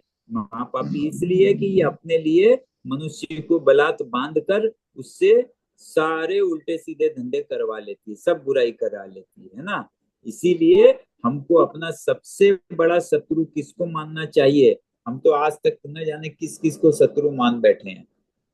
हमने आज तक न जाने कितनों को शत्रु माना, किस किस को शत्रु माना, अरे ये तो मेरा बहुत बड़ा दोस्त एनिमी है। तो हमको अब अपना सबसे बड़ा एनिमी का आज पता चला ना, कि इंडिया का एनिमी पाकिस्तान नहीं, कामना है। सबका सबसे बड़ा दुश्मन कौन है, बैरी कौन है? क्यों? क्योंकि ये हम लोग को कल्याण के मार्ग से रोकता है, ये हमको बुराई में प्रवृत्त करता है, यही हमारा हमारे जीवन को नष्ट करता है। तो सबका सबसे बड़ा दुश्मन कौन? अब साफ साफ लिख लीजिए, कामना। और कामना क्या है? वस्तु, व्यक्ति और क्रिया से सुखी अनुकूलता को चाहना। यही हमसे सब उल्टा सीधा करवाता है ना। तो यही अर्जुन का प्रश्न था, यही भगवान का उत्तर था। आज के लिए विराम दिया जाए, ठीक है ना। अब अगला बार तभी अच्छा। होगा, जो जो लोग यहाँ हैं सब आज कोई ना कोई प्रश्न जरूर करिए। आप लोग का कहाँ कहाँ स्थिति बना है उसके अनुसार अब हम अगली बार बातें करेंगे, तो सबका लाभ ज्यादा होगा। और आप लोग का लाभ होगा तो मेरा भी लाभ होगा, है ना।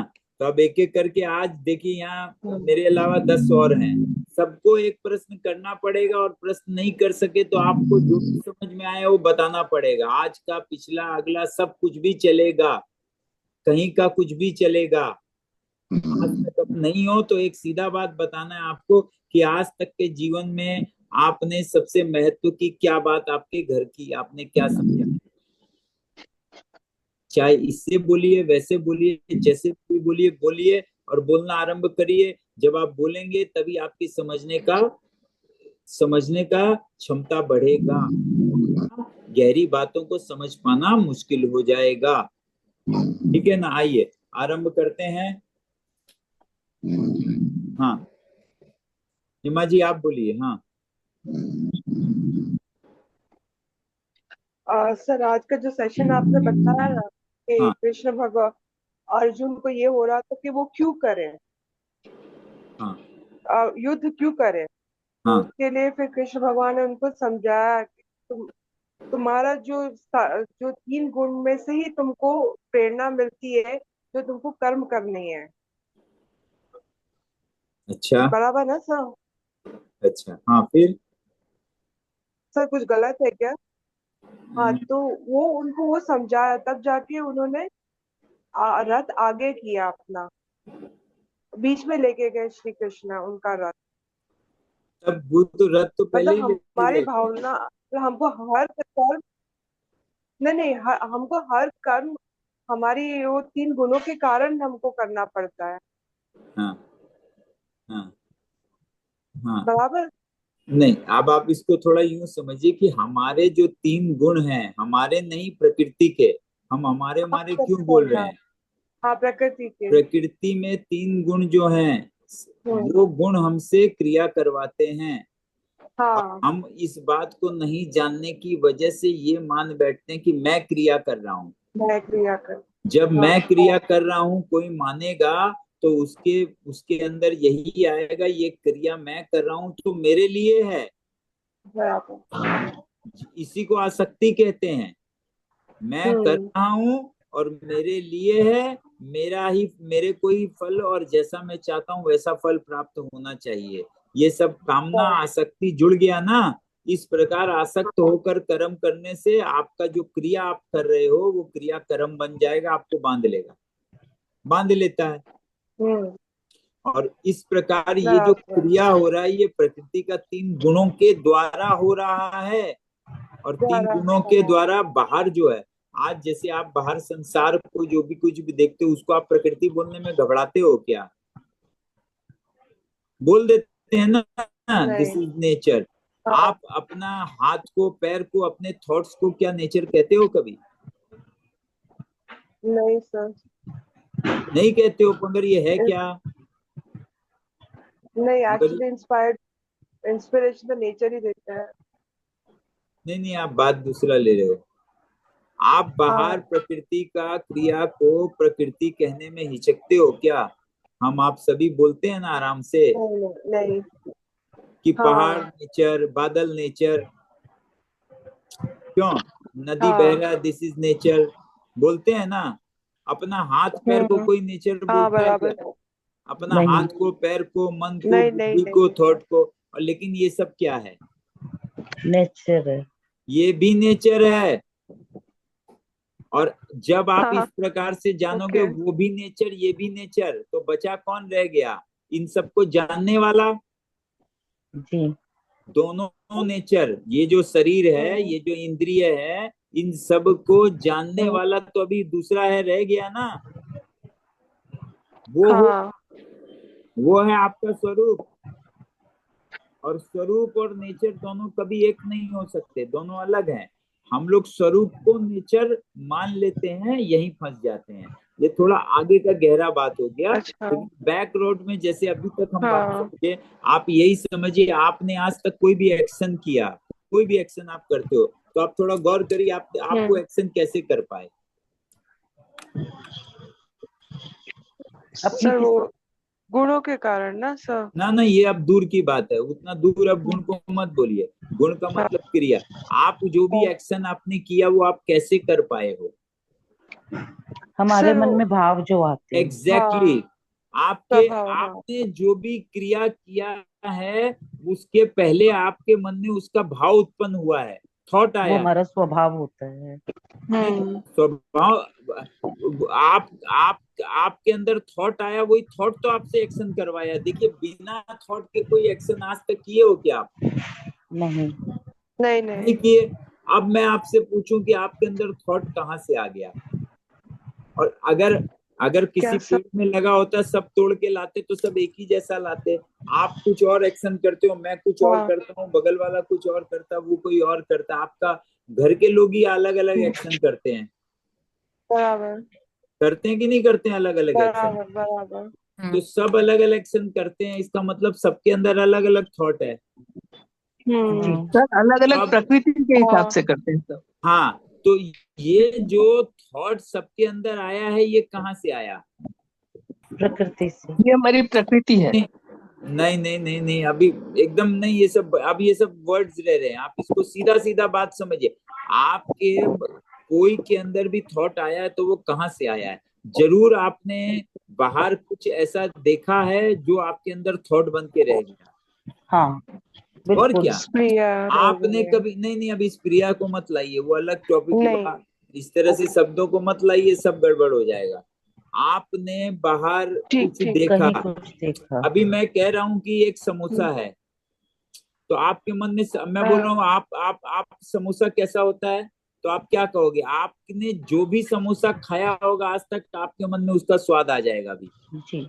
कहाँ से आ गया? समोसा बराबर। तो है ही नहीं। तो आपके अंदर कैसे आ गया? मेरे मन में भी आ गया, सबके आ गया। तो जिसने जो समोसा खाया उसके अंदर उसी का भाव आ गया, अभी प्रकट हो गया ना। अगर किसी ने समोसा खाया ही नहीं है तो उसके अंदर कोई भाव प्रकट नहीं होगा। नहीं, बराबर हाँ बराबर। बिल्कुल।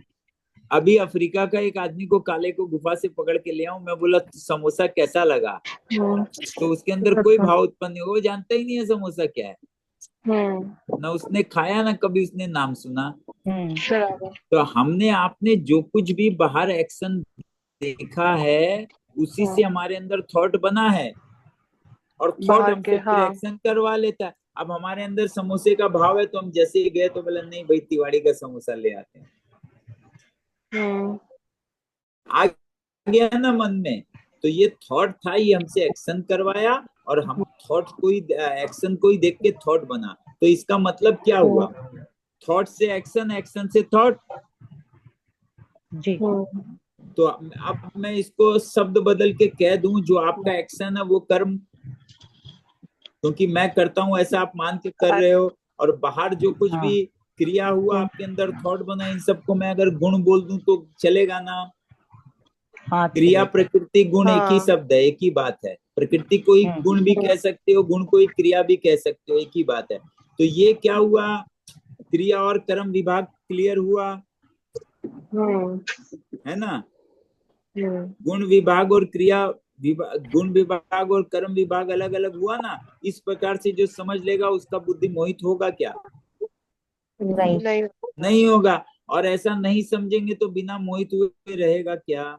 नहीं। नहीं। यही हो रहा हमारे साथ, यही हमारे साथ हो रहा है ना? इसीलिए हम आसक्त होकर कर्म करते हैं। आसक्त मतलब मेरे द्वारा हो रहा है और मेरे लिए हो रहा है। और मुझे इसका आसक्त फल होने, मिलेगा। आप बताइए, ये हाँ वो फल नहीं, जैसा भी आप है वैसा फल मिलेगा। आप एक बात बताइए, कोई भी कर्म क्या आप हो क्या? कोई भी क्रिया आप हो?